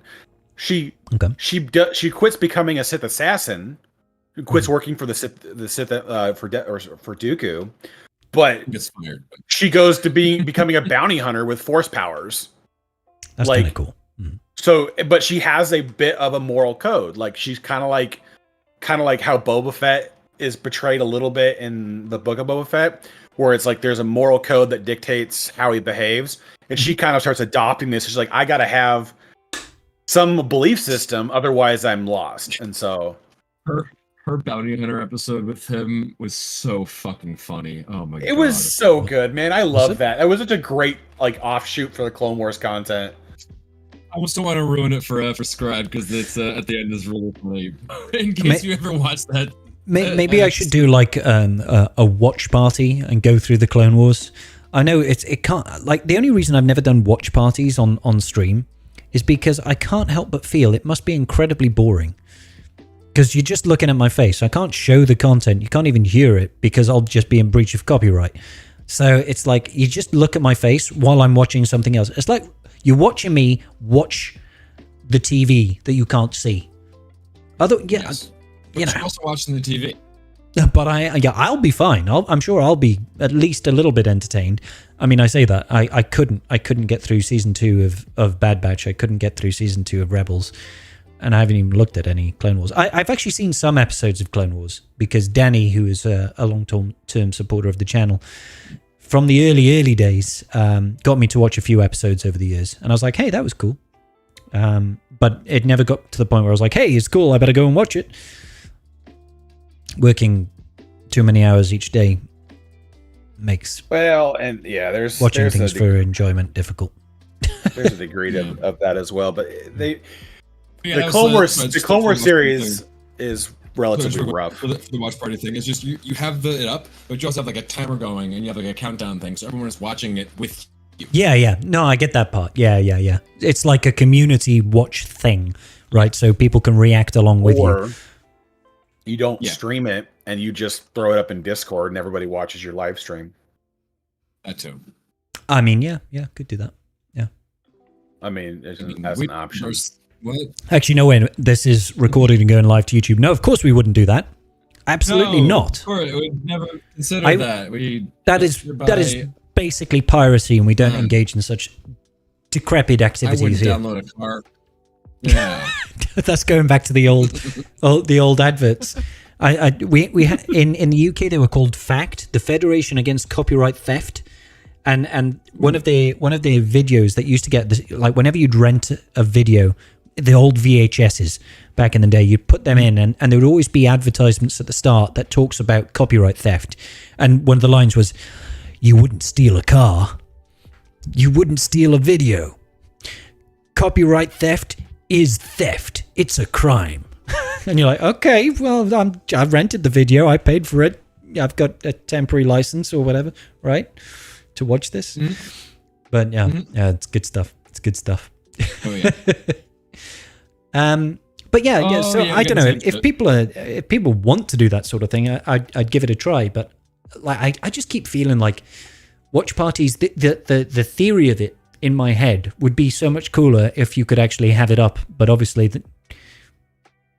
people are not going to let you just stream somebody else's content for free. So yeah, people have been banned repeatedly for doing such things. So you don't want to get banned for doing silly shit like that. So generally better to play safe. Yeah, unfortunately. Yeah, I'll have to get around to it at some point. So Robbie over here is saying Bad Batch coming out should be good. Yeah, I mean, I watched the trailer. The trailer was kind of cool. So, but I've seen like half of season 2 of Bad Batch. I think. I remember them being on a planet full of shipping containers. That's the last thing I remember watching. Okay. That's pretty early on, if I remember correctly. Oh damn! But Bad Batch shows where it's like, it's very like childish and tropey and whatnot. So like a lot of those bits get kind of boring. But then they also have like the bits about the Empire and them phasing out the clones and replacing them with conscripts and whatnot, and like the that sort of struggle within the clone troopers and that sort of like that part is really interesting. That part of the show is really, really cool. And then they go back to the Bad Batch and it's like, can we go back to the other guys? Yeah, I quite like the Empire guy that was basically his job was to phase out the clones. I was like, that guy is obviously just evil. He's a horrible, horrible individual. But he's endearing. I want to watch more of him. And then there'd be stupid stuff like, side missions for that woman in the bar who's got a face like a frog. I feel, for a woman who screws them so repeatedly, it's like, why do you keep going back? Just move on, guys. That is a toxic relationship. You don't need none of that. Oh, dear. Seriously. They can't find anybody else in the fucking galaxy who could hook them up with jobs. Yeah, like... What They're are we doing? With special set of skills over there. Yeah, Stockholm syndrome for sure. Geez. It's one of those things. Like it, I keep telling myself I'll make time to do it, but it even the thought of sitting down watching a 20-minute episode is like, can I play it at like 2 times speed? Maybe that's more manageable. I mean, especially like the beginning of the Clone Wars show, like it's all over the road on narrative, and so it's like if you get one of those like watch guides and you kind of I know it's a little bit more work in the process of it, but it does make it a little bit more enjoyable. Mm-hmm. But you get a watch guide that then tells you which episodes to watch in which order, and it gives you a more concurrent version of the story. Yeah, that's fair. I mean, and then it makes keeping up with all the shenanigans a little bit more tolerable. Yeah. I don't mind things made for a younger audience. In fact, I've just finished listening to a trilogy of young adult books that I read when I was a kid, and I just finished it today, and like, it was great. It was such a good book series. I was like, that was really nice, and obviously it had childish elements to it, but I was like, at no point did I feel like, oh my god, this is for kids. Like, it was just well written. Yeah. So I'm trying to actually remember where's the author. I don't know if you guys have ever read it. It's called The Wind on Fire is the trilogy. No, I've never heard of it. It was written by a guy who's actually William Nicholson, and he was like a he's done like TV and film stuff, and I'm pretty certain he won like an Oscar for something. He's got an OBE, British screenwriter and playwright, novelist, who has been nominated twice for an Oscar. And he wrote these books when I must have been about 12, 15, and I remember reading them as a kid. And I have a subscription to Audible where, you listen to audiobooks, and I had loads of credits saved up. I was like, I want to listen to something, and I listened to those. And they're just such good books, man. So it's like, it can be for kids without it being childish, So... Well, and that was the thing, is that Clone Wars started out really childish. Also, you got to watch the movie too. That really helps with a lot of background information. Oh, really? Mostly, that was technically where it started. Yeah, the fucking movie. The movie is incredibly like geared to the nostalgia aspects of. I remember the original like animated shorts that used to be on Cartoon Network that looked like Samurai Jack. That's a completely different. Yeah, but that was cool, man. That was actually good. Oh yeah, cool and dark. Yeah, that was sick. A lot of crazy things. General Grievous was a terrifying individual. He was a menace. In that particular one versus what we get in Clone Wars. They do a decent job kind of portraying him similarly, but they wanted to really accentuate his character flaw of like retreating. So in Clone Wars, it's like he's just an incredibly selfish prick. It's like the only reason they listen to him because they're droids, otherwise they wouldn't ever follow him into battle. Yeah. But the he's a really good commander. Yeah. But yeah, the beginning of some of the show, like the seasons of like Clone Wars and Rebels, are like incredibly childish, and then you're like, oh, this is just not fun to watch, and then you get to like midway through and towards the back end, and this is taking some pretty dark turns. Yeah. You go from don't snipping with me, ha ha ha, snips, like that's not how she got her name, yay, to we're resurrected from the dead after she was stabbed by a Mortis god, and you're like, okay, she now has the soul of an immortal being in her, which has raised her back from the dead. Okay, she just got real. Yeah. So that hurts. I think season 4 onwards with Clone Wars is really solid. 3 is kind of the transition point, but the first 2 seasons are definitely pretty childish. Rebels, the first 2 seasons the first season's really bad for that. The second season's not as bad. And the third season is like a complete night and day difference. They do a little bit of a time jump. Ezra changes completely on his looks. And there's a lot of things that happen that really kind of change what's going on. That is helpful. But yeah, it's a good time. I enjoy. Fair. It gets dark. Yeah. That's right. Well, one day I'll have to. The unfortunate part is that there is a lot of background information from the movie that if you don't watch it, you're so saturated with the content now that it probably wouldn't make a difference. But at the time, like the movie is about the whole introduction of Snips and Anakin, and how Kenobi kind of low-key baits him into getting her. It's kind of a funny interaction for it, but Anakin's convinced the entire time that the youngling is for Kenobi. Oh, right. Okay. And, Like- and then he's like, "Nope, your problem. Bye." I always Gets him to go along with it. as somebody that hadn't had any exposure to like Clone Wars or the film or or Rebels or anything, watching only having watched the films, like the mainstream films. When I came to this game and I was like, Ahsoka Tano, and I was like, okay, who's that? I have no idea who this person is. Oh, that's Anakin's apprentice. And I'm like, Anakin had an apprentice? Like, what? Yeah. Like, what? Right? He never even became a master. How did he have an apprentice? That is never mentioned in any of the films or anything like that. And I'm supposed to take this at face value? Okay, fine. Right. You're like, I thought CG didn't create characters for this game. Yeah, well, but they do now. Well, now. Agaded, I don't run ads during the stream. That's you're watching on YouTube. That's YouTube's doing. I never click ads for any of my videos. But yeah, so that really threw me. And don't get me wrong, I got nothing against Ahsoka. I actually think the Ahsoka TV series was really enjoyable on the whole.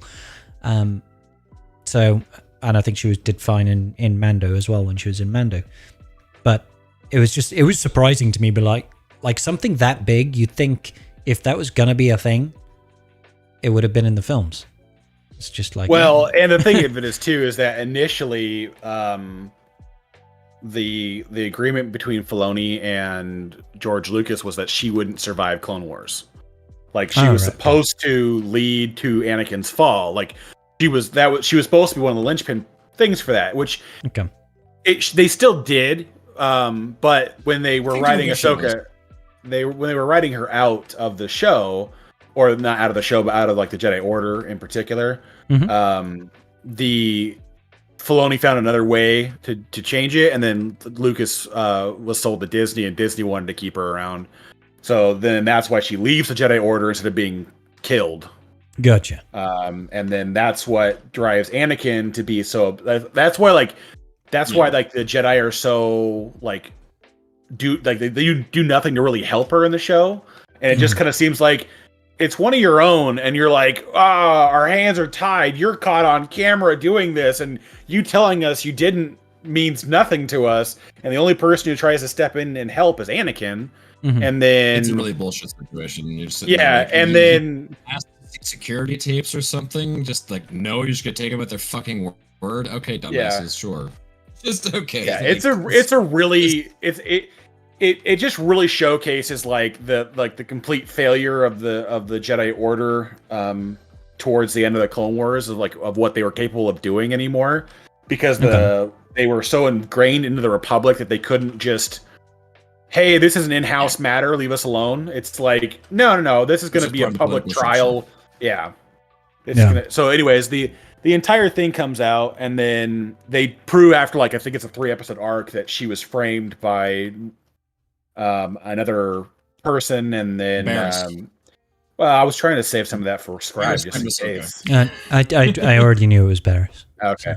So yeah, Barriss is the one that betrayed her. Barriss took Asajj's lightsabers and was using them as a decoy, and so it's a really well built narrative. But then when she leaves, you can just tell how much that wounds Anakin, because I think Anakin, for a large portion of the war, especially when they bring her into it, was leaning on that connection as a stability point for him, because it gave him a sense of normalcy in his day-to-day life, where you could have a positive relationship with somebody that wasn't going to be frowned upon like his relationship with Padme was.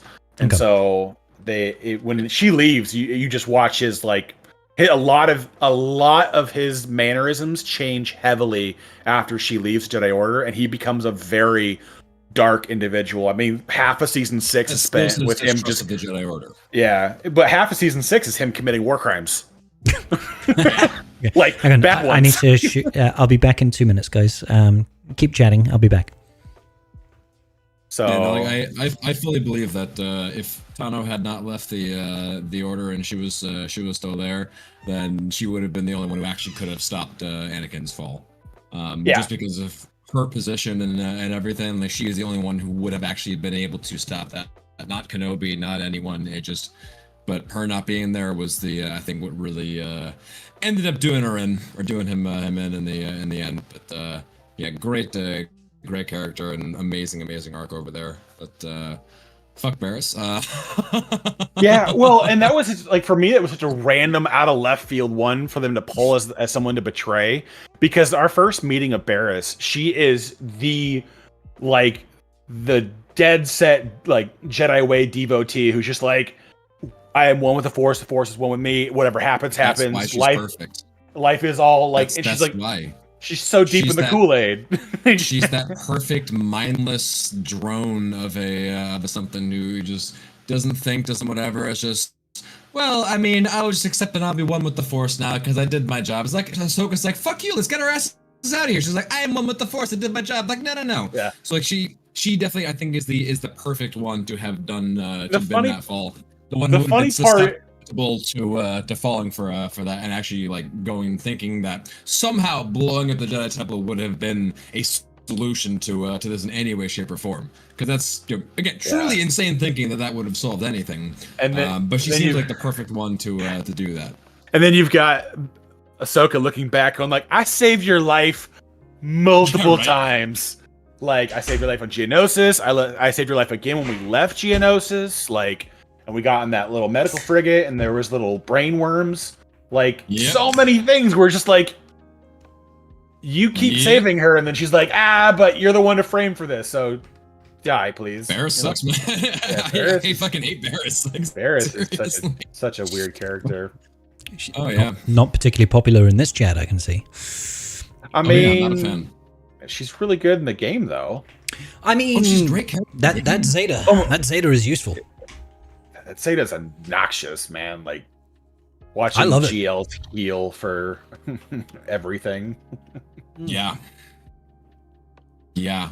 Definitely valuable. So what's actually coming up? We're having the return of 3v3. I'm sure everybody is super stoked for 3v3 coming back, right? I mean, super stoked for the season to end. Yeah. How about that, right? Say again, Wolf, sorry? You said 3v3, so I said Pal World, right? We were talking about Pal World. Have you all played a little bit of Pal World? Huh? 3v3, man. I'm so stoked for 3v3. I'm sure you guys are going to be like, well, look at my Bo-Katan Lord Datacron, and I'll be like, well, look at my You will though. I will. Yeah. Before lock-in. No, I don't. Get your together, man. I've been trying. The game has been like completely unwilling. I've got like 2 Pazes. I did get BAMs. I've got OG Mandos. Like I've got I've got plenty of Krons. I think I'm up to like 11 level 9 Krons right now. I just like everything for me has been leaning dark side, and I just cannot get enough light side rolls. And so I was like, I hate spending a roll on the level 3 to switch it to light side, and then if I don't get it what I need going on the 6 or 9, then it just becomes a very expensive cron to roll when you're blowing rolls early. Yep. That it do. I've only really started farming crons today because, like I said, I took 2 days off Conquest. See, which is fair, but the back of my mind is like, you can just sim the treasure nodes. Like, oh yeah, I don't know why you wouldn't just do that, even if you weren't going to play. Like that's what I've been doing. Yeah. No, because I was in the right state of mind. Like the state of mind I was in, the thought of even logging in was more than I could bear. I was just that's fair. I need downtime. So I just need to do the bare minimum and then call it a day. Pretty much. And the funny thing is, one of the days I was intending on streaming, and so I like built up all my energy, and I didn't do any of the refreshes or anything for Conquest. And I was like, I don't know if you guys, well, no, you probably don't. But if you are coming up, if you were going to stream it, like say your energy is like 135 out of 144, I do like one battle to bring down the energy, and I'd wait. So that by the time it gets to the stream time, I'll be like, okay, I've basically got full energy and I've got 6 refreshes to do. I could do a lot of conquest business. And then I would just be like, I can't even stream. So I just wouldn't do anything all day. And I did that for 2 days. I don't care. Like, you guys know I'm not sweaty enough to really be pushing Datacrons that hard. I know I'm still going to red box. That's not going to be an issue. That's the most important thing for me. So getting that Bane.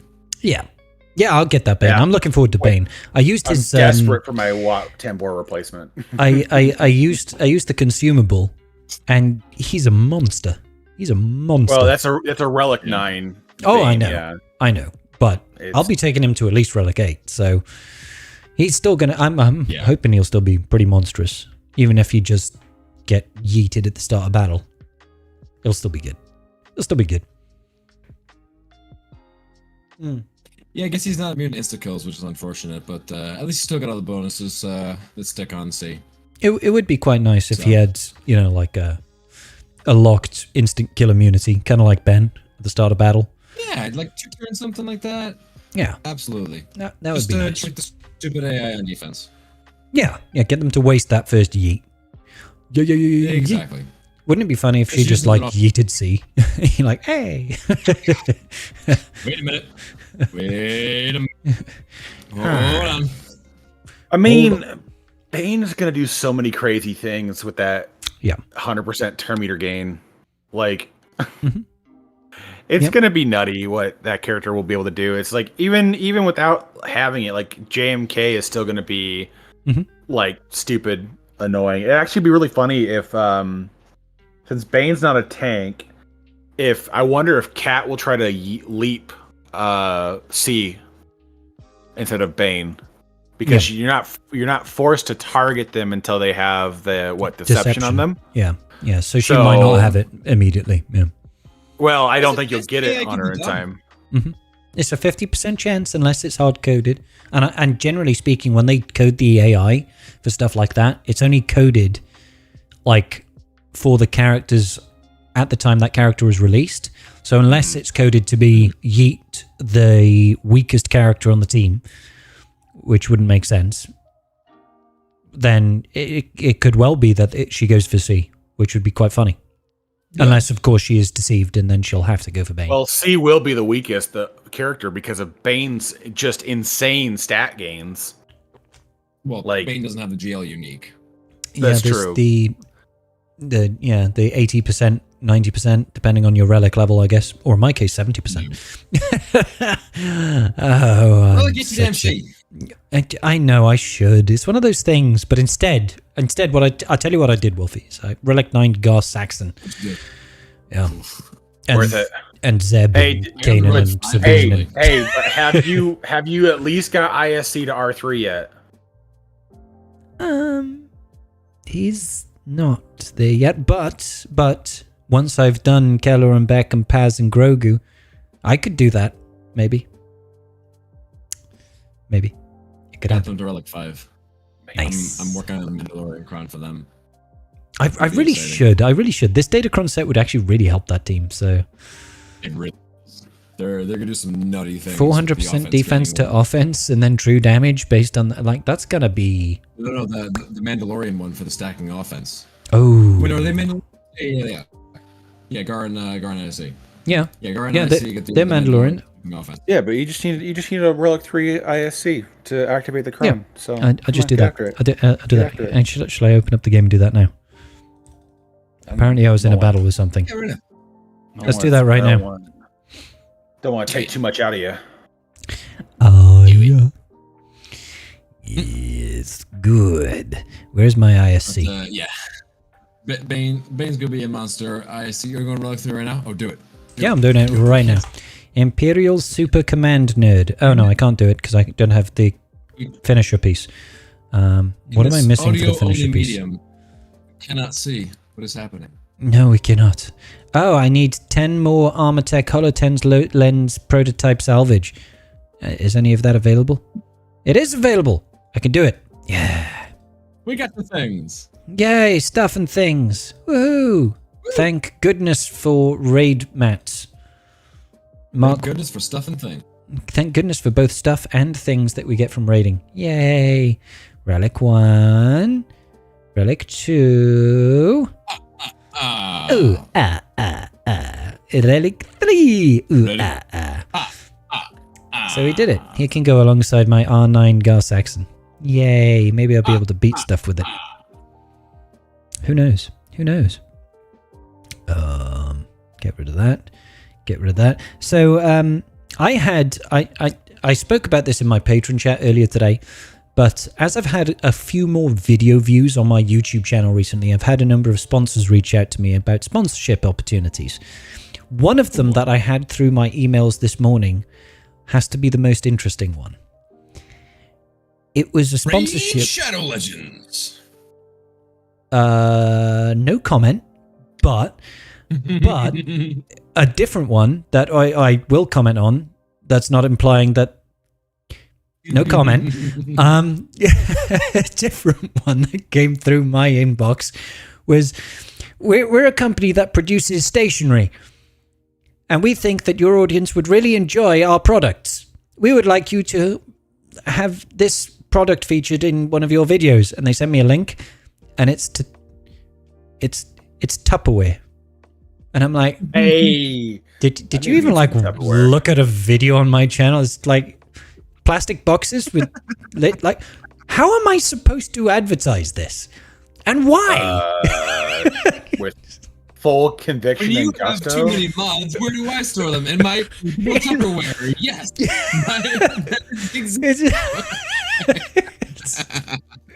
I was like, and the funny thing was, like, they didn't want to pay for this sponsorship. They wanted to, not that I responded. They didn't want to pay for it. They said, we'll give you the items for free. That's the way I would get paid, through the sponsorship. And the link, the Tupperware was like $10, and I'm like, I could just, if I wanted it, I'd just buy it. It's $10, guys. Do I care? Like, about? No, I'm not going to do it. Like, come on, man. It's a plastic box. How can I do that with all, like, I would have to do a meme out of it to make it have any sort of sense.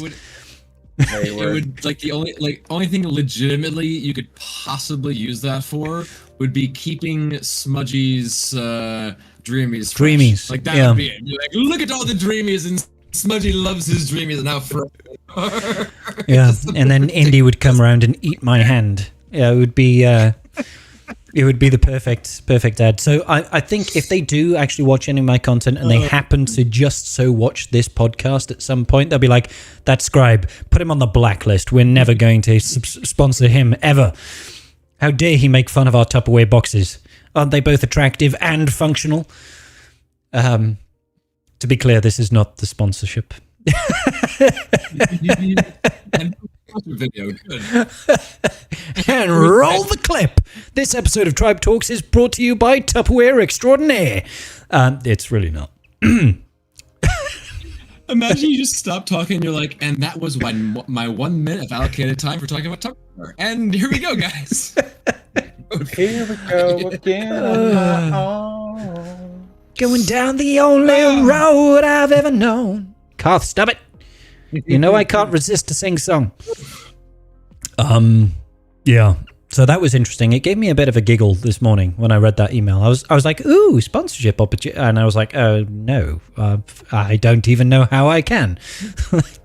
Like, because obviously the company must have just done like a search for, I don't know, a content creator that's getting a certain number of views threshold, and then sent out blanket emails for people to sponsor, right? Because they clearly haven't watched a single video. Hey, if they were going to give you money and a decent amount of it, I almost think we'd be hearing about Tupperware. I'm just saying. I mean, I could sell the hell out of some Tupperware to you guys right now. But however, I mean, it's not even like Star Wars themed Tupperware. You know what I mean? It's just all right. see-through plastic boxes. I'm out. This is the worst advert ever. Scrap, I want a refund. No, I've still got you for another 17 minutes. Come on. Damn it. I don't know. So yeah, so damn, fun not times. then. Probably not. Probably not doing. I'll probably pass on that one. Yeah. I just don't think gotten me and the some, brand mesh. Hello Fresh ones. I've gotten some Hello Fresh video or requests or sponsorship ones every once in a while. Really? Hello Fresh. That's the food company, right? Yeah. Yeah, it's like they send you like the meal prep thing, and they send you everything and like the instructions and whatnot, how to do it all, and then like you have to like buy the meat, and that's about it. Otherwise, there. Never got around to doing it. I like just cooking food as opposed to following all their damn instructions. Yeah, that's fair. Oh, mate, today I was so like I had the best dinner today. It's starting to be a tradition in my family right now. My family being me, Mrs. Scribble, and I invite my brother around. But every Sunday we have a Sunday roast. We've been doing it now for about a couple of months. And today I decided to branch out, and I got a lamb shoulder. And I mean, lamb is just delicious. So I did the full roast. Full roast. Well, yeah, exactly. I mean, you're Greek. I mean, you gotta love lamb. All right, it is the most delicious of all the meats, and you know I am Welsh, so of course I also love the lamb on a whole other level. Obviously, got to buy into the stereotype, guys. Got to lean into that stereotype. So I made this roast leg of lamb with butter and garlic, obviously seasoned, rosemary. It was crispy on top and juicy in the inside. Roast potatoes, roast parsnips and carrots, and then I did sprouts, which were cooked in butter and bacon and garlic, and oh my god, it was. And Mrs. Scribble made a homemade from scratch apple crumble with custard.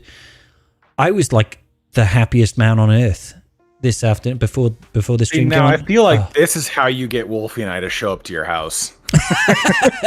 It's food. Yeah. Food. So what time? Tribe Talks be damned. I'm there for the lamb shoulder. Yeah. Well, I mean, it's Tribe Talks time, so we'll have dinner and then do Tribe Talks. That's great. Exactly. It's perfect. But we might need to do dinner a little bit earlier so we could all have a nap afterwards, because you know, a belly full of food, probably a bottle of wine. You know, we'd probably be a little bit on the eepy slide, just a little bit of a nap on the couch in front of the fire would be nice. But yeah, it was per person, right? Obviously, I don't know any other way of doing it. Yeah, cool. But yeah, it was just great. Oh my god! And I've got more left over. I fed some to Smudgy, Indy, and Milo, and they fully approved. They fully approved. Indy's so funny, actually. When she gets a bit of meat, she runs off with it and she growls. So she has it in her mouth and she just goes, and then eats it. It's really funny to watch because she's just a small kitten. Mate, a lot of people like to rag on British cooking and say it's all terrible, but a roast is just phenomenal. You will never get me saying a roast is not a good time. Considering how Indy acts with the Dreamies, her like growling with a piece of meat in her, does not surprise me in the slightest. She does it. It's so funny. It's really funny because she runs off with it. She'll go and hide in a corner with it in her mouth, and she'll be like springing, like you can tell she's excited. And then she'll crouch down on the floor with it, and she'll just be like, and you're like, you having a good time there? You walk over to her, and she'll be like, and then she'll pick it up and run off. She's like, you're not taking my meat. She's so funny. Lamb shoulder just sounded odd. Oh right, okay. Yeah, no, shoulder of lamb. Shoulder of lamb is nice. I mean, it's a big chunk of meat, and it's not the most expensive part of. Lamb's expensive. That's the only problem. Lamb's expensive, so I couldn't do it a lot. Yeah. Because you know I could buy a whole chicken for a third of the price of half a shoulder of lamb. So. Yeah. But yeah, it was good. Oh, I was so happy today. It was just delicious. Well, I mean, the half shoulder of lamb, which was about just under a kilo, was, I think it was about £11, something like that, which would be, I don't know how that translates to dollars, $13 maybe, $14, I don't know. I'm not sure the context in the US. How much would you pay for some lamb? Yeah. It's been a little while. It depends on what you're getting. I mean, like a big old like lamb leg sort of thing that can start getting really pricey. It depends on the. Yeah, it's definitely cut dependent because we saw other parts that were twice the price and half the weight of for lamb. So yeah, definitely depends. It's less expensive than beef. Again, depends on the cut, I guess.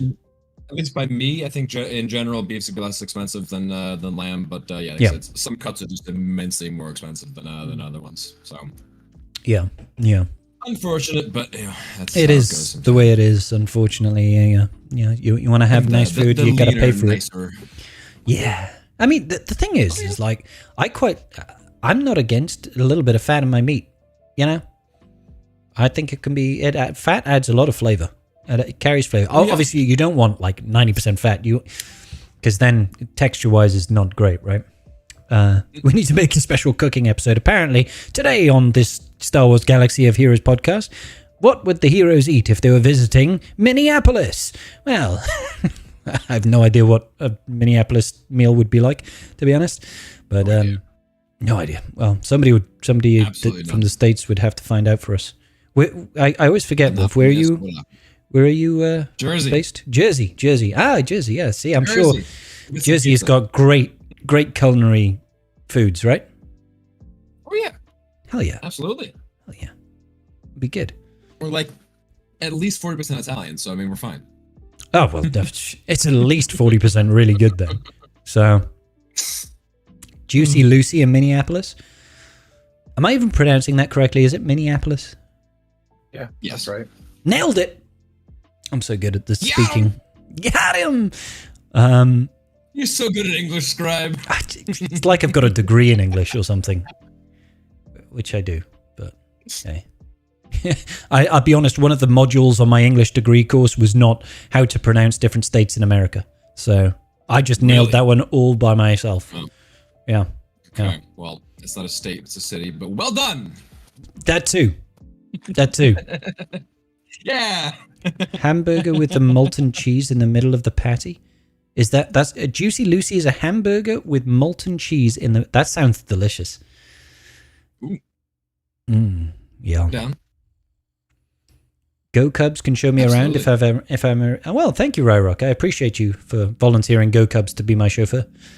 I'll make sure to tell him. Ryrock told me that you would do this for me. It was a binding contract. It was. I mean, yeah. Basically. Hey, Stefan, how you doing, buddy? Speaking of pronunciations, oh no, I've already forgotten. Is it Mikhailovich? I think it was Mikhailovich. Mikhailovich? That's what it looks like, yeah. It's a Greek lamb thing, obviously. Yeah. Mm-hmm. Yeah. Good times. I mean, I love steak in general. Steak is really good. I think I've said it before, but I only ever eat steak when I'm going out to eat. I never cook steak in the house, so it's an occasion thing for me, a special occasion thing.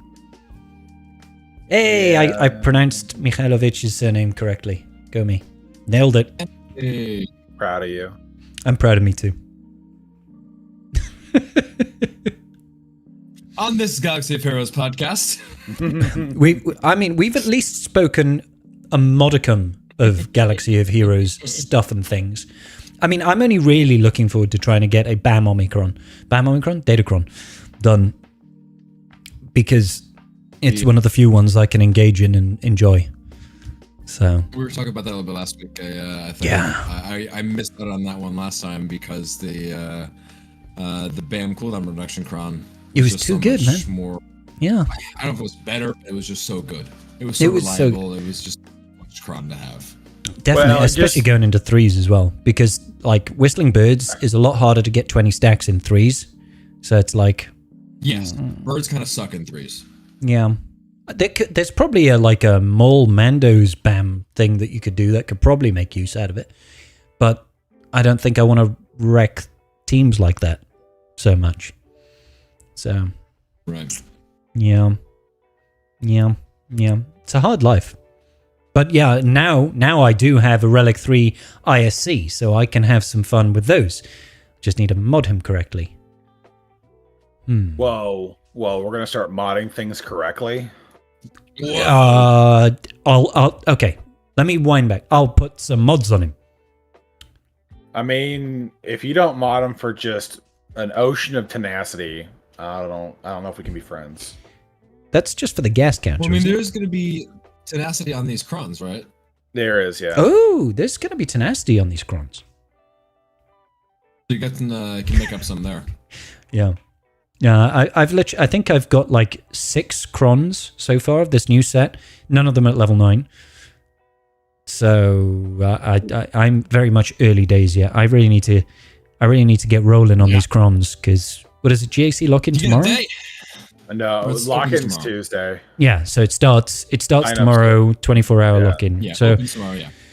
So we're gonna just farm a boatload of stuff to do some things so that I've got some level 9s. Maybe.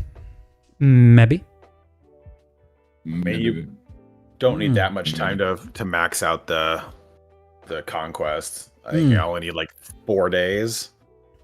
So yeah, it's fine. This is not a bad one. Yeah. So Eli Castillo is asking in the chat, what is our take on 3v3? Do we like it or do we hate it? What do you guys? What's your thoughts, Gentle Beans? Preferably, it's a game mode that should just be kicked off the face of the planet.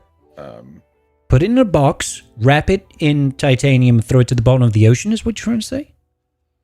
Pretty much, yeah. I don't enjoy the game mode, but it's because very little of the game is played that way, and so it's not very conducive. They don't really build teams around the concept of 3v3. They balance everything for 5v5 power. They've tried a few things to make 3v3 teams a little bit more powerful, but they still don't really meet the mark because, again, it's kind of the design box they force themselves into at 3v3 is that they can't make it too good. Otherwise, then in 5v5, it's an absolute monster. And if it's on a GL team, they really don't want to have that happen. So it's just a back and forth on being all kinds of meh. That's fair. I've always like, I don't know. I've had sort of a back and forth with over the years because like initially when 3v3 first came out, it was like, all right, it's kind of cool. It's a different game mode. You try some different things out. Try some new teams. You know, it wasn't as bad. You know, it was forced you to think about the counters and things a little bit more, and you know that sort of aspect I definitely liked. But then as it moved along and there were more GLs and more like power creep and all that sort of stuff, and because the thing with 3v3 is like a single character that is like super powerful in 5v5 is that much more powerful in 3v3. If a character can solo an entire 5v5 team, then you have only 3 people to take that one character down. Good luck.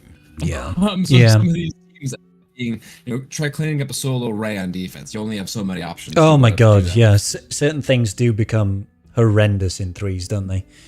Certain comps are just a nightmare. Yeah. Like, the idea of 3 is not the worst in the world, just over the years, the implementation has been kind of shit. And to Carl's point, there's no other areas using 3v3. The only place that we do it, yeah. 3v3, it's fucking not. It's not the same game. Yeah, no, you're absolutely right, to be honest. The thing that always surprises me about Ray as well, in 3s in particular, it feels like she gets her ult so damn quick. Like, compared to 5s, it always does feel like that. It's funny because there are less characters, so it feels like it should take longer. But I think it's because it's her turn so much more often on the grand scheme of things, because there's only 6 people on the field. Like, it feels like she's just like takes 2 turns and then she's in ult. You're like, oh my god, how did that happen? And then you're like, there's less people to absorb the damage from this true attack, so it's gonna hurt.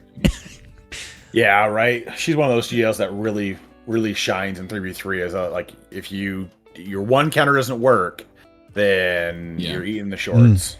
Yeah, she's as Stefan said in chat over here. Step back over here for all the counters and what works and what doesn't. As the game has progressed and all these like new things have come out and new thing, it's a lot to keep up with all the datacrons and all the counters in one game mode, 5v5, let alone all these counters, all the datacrons and how things and everything in 3v3. So just the size of the game, the state of the game, it's also every single, well, no, whenever a new Datacron set comes out, it's always brand new first week of 3v3. So it's like you're going in completely blind after having a month off of 3v3, and you're just like, it's hard enough trying to remember how to 3v3. Now you have to 3v3 with a brand new Datacron set, and you've just lost your last one. So you're just like, everybody's a bit like, how do I play this game again? But yeah, me personally, I'm not a fan of 3v3. To a roundabout way of answering it, I don't enjoy the game mode at all.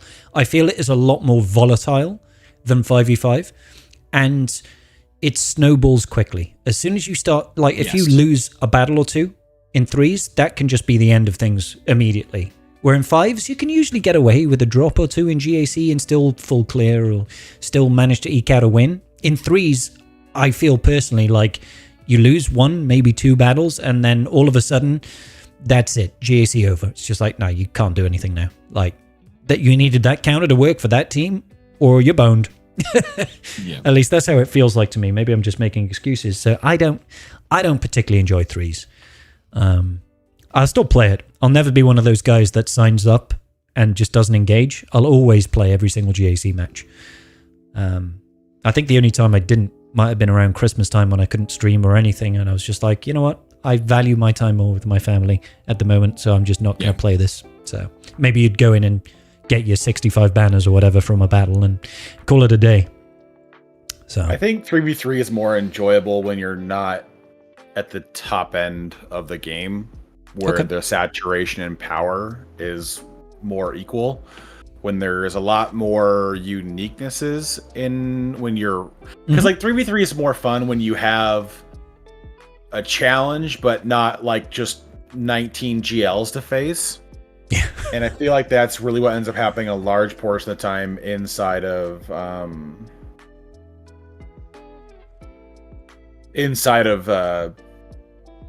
3v3 is that it's just like the higher up you go, the more hard teams you have to deal with on a day-to-day basis versus teams that are, you know, easier to get around and work with or whatever else ends up being the case. So yeah, it's just I guess it's just how I feel about it. It's just not as much fun when you're having to clear, you know, 8 GLs and, you know, 6 of these Conquest triple Omni teams and all this other shenaniganery that comes with it. And you're just like, it's just work at that point. When you're smaller, it's a little bit easier to have a good time just doing whatever you want to do. Sure. I mean, generally speaking, I feel like Kaiba 1 as a whole is I'm not saying that everybody is tweaked out of their mind on DCs or anything like that, but as far as roster development is concerned, most people have most of the same kind of roster, you know? Almost everybody. It's a lot more homogenous. Yeah. Basically, everybody has every GL. Basically, everybody has almost every legendary, or near enough to. So it's like, you see a lot of the same defenses, and you basically have the same things to work with. It usually comes down to a nuance of skill and DC investment and stuff like that, and mods.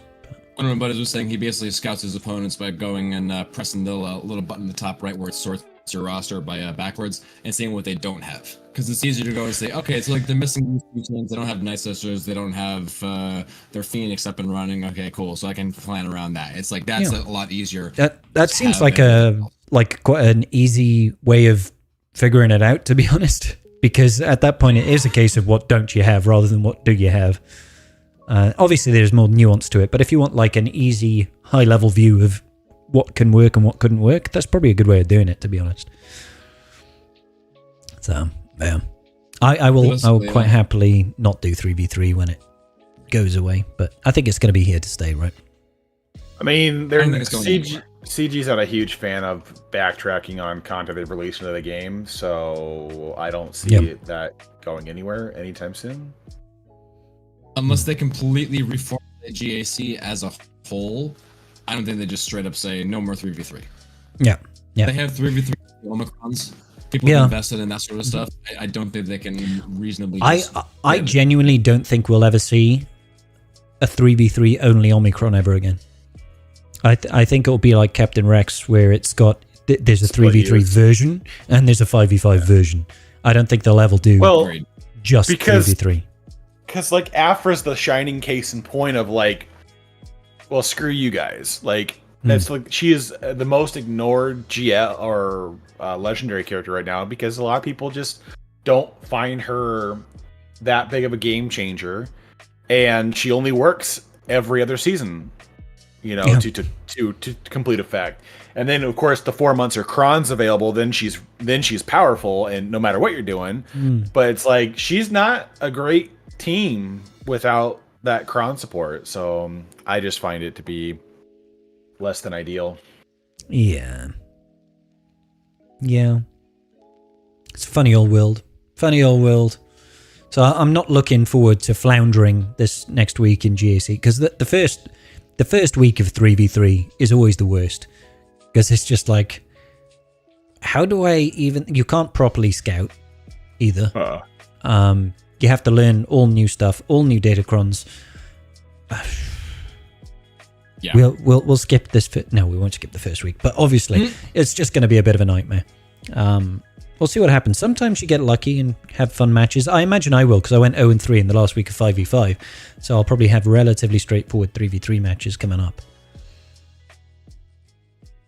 I believe so, Tanu. I think everybody in the chat, and everybody in the call right now is in Kaiba 1. Karth definitely is. I'm pretty certain Wolfie is, and I'm still hanging on. Yes. 37, 33 Nice. Skill ranking. I'm not like high in Kyber 1, but we're still chilling. Yeah.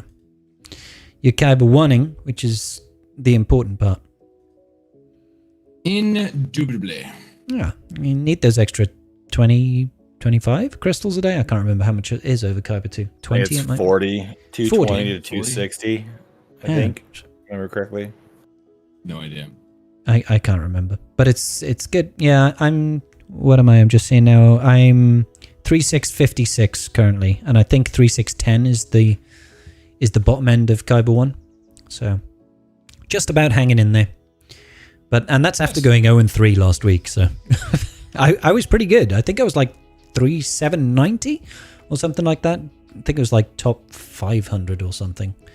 And now I'm threatening being relegated, but that's okay. Kaiba 3 is 220. Gotcha. So Kaiba 2 must be 240, and Kaiba 1 is 260, I guess.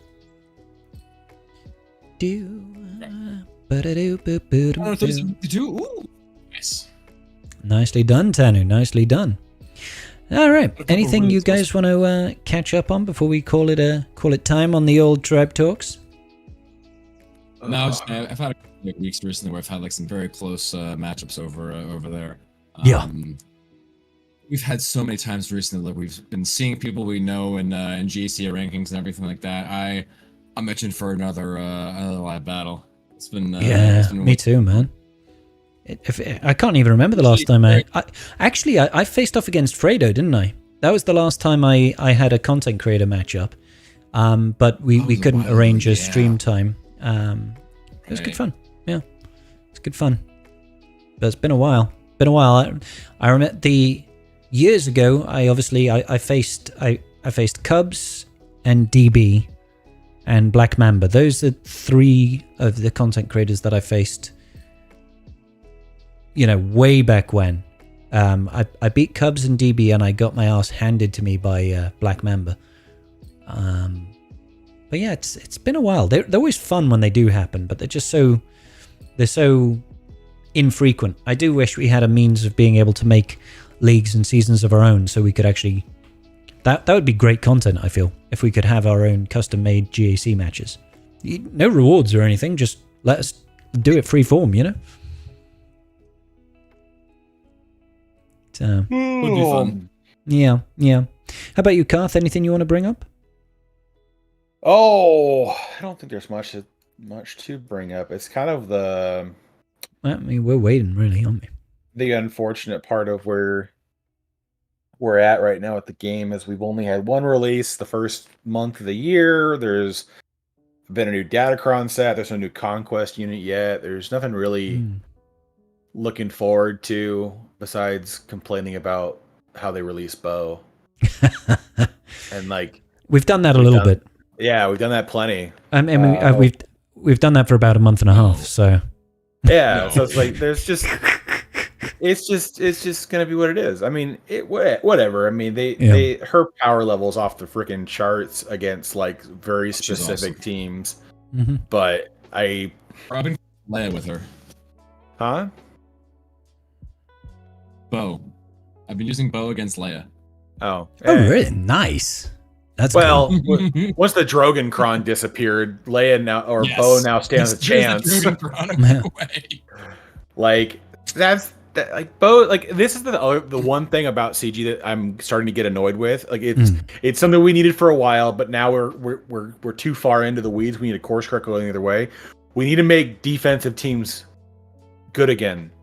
Like I'm so tired of this. Like, well, this is an offensive powerhouse that just wrecks about 80% of what we have in the game. So, now that everybody's got it, but it sucks on defense. So you don't want to put it down for the most part. You know, so it's like we were told that with Leia, but of course that didn't quite pencil out the same way. Well, you know, the Datacron skewed things ever so slightly. But make things good on defense by giving them 200% stacking defense and another 400% defense. And I think Bo's gonna be a nightmare in threes on defense. Because you think so? Oh god, with her Datacron, she's gonna kill someone immediately. Yeah, she'll immediately kill somebody out the rip. Do we know the AI is going to be intelligent enough to target the person without protection? I don't. Unfortunately, no, we don't know. If Commander Tano has a chance to yeet C instead of Malgus, or sorry, instead of Bane, then I'm gonna say Bo has a chance to go and eat somebody who has protection and somebody without protection. Oh, though one thing I don't know if you guys haven't played around with it much yet or not. Fun fact with the Dark Trooper Moff Gideon Kron. Yes. The summon Dark Trooper does not have a limit on how many stacks he can get. Oh, really? Yes. I've heard that he still maxes out at 4 stacks of damage, though. Oh. I think that's true, but you can stack up beyond that. I think the highest I had was 11. I mean, that still keeps him alive, I guess. If it stacked his damage more, that would be sick. Because Jabba eats him. Like the AI favors the Dark Trooper. Yeah. So it keeps eating him and it only gets rid of one stack. That's hilarious. Oh my days. Oh god. Because the insta-kill removes 1. Yeah, it's just this is fantastic. So I'm looking forward to some Dark Trooper Moff Gideon shenanigans in 3v3. Also looking forward to some Krennic shenanigans in 3v3. You're probably one of the few people to say that, but yeah. I mean, yeah. A, he's got a Kron. B, the Empire's got a Kron. C, I have the Omicron. And D, I have him at R8. Must be nice. So, yeah, Carth literally has all of the toys. We know that much. I mean, I R8'd him for TB platoons because I got sick and tired of waiting we had a guy in the guild who it's that day that when we're doing R8 platoons, he can't show up until like almost 10 hours into TB. And I got tired of waiting and hounding him for it. So I was just like, I already took him to R7 for kicks and giggles sake, and I can't remember why. And then I was like, I'll just do one more relic level. Who gives a crap? Yeah. Fun times. All right, then. I'm gonna wrap up our tribe talks here today. It's been awesome speaking with you, wonderful gentlemen. Once again, thank you, live chat on both YouTube and Twitch. You are all very, very handsome and incredibly intelligent individuals. For those of you listening on Spotify, iTunes, any sort of podcast hosting website, I also appreciate you. I do very much. You're all lovely. And we'll see you again, maybe next Sunday, probably next Sunday, unless something happens that makes us not be able to do it. Peace out and big love, y'all. Good night. Alrighty then, let's find someone to raid, shall we, everybody? Let's see who's live. Let's see. Did you end up getting the Zeta packs? No. The Jawa packs that came out? No, I didn't indulge. No, Subi. In chat was trying to get the Zeta for to unlock Bo. Oh, they've got the Jawa pack, but it's a chance to get Zeta mats, and then they've. It was the one from right after GAC. The one for crystals, yeah. That one gives you somewhere between 4 and 20 now. And we've rated. Never mind. Yes. Sorry. Click Scribe stuff. says, Oh, good. all of you be damned. Yes.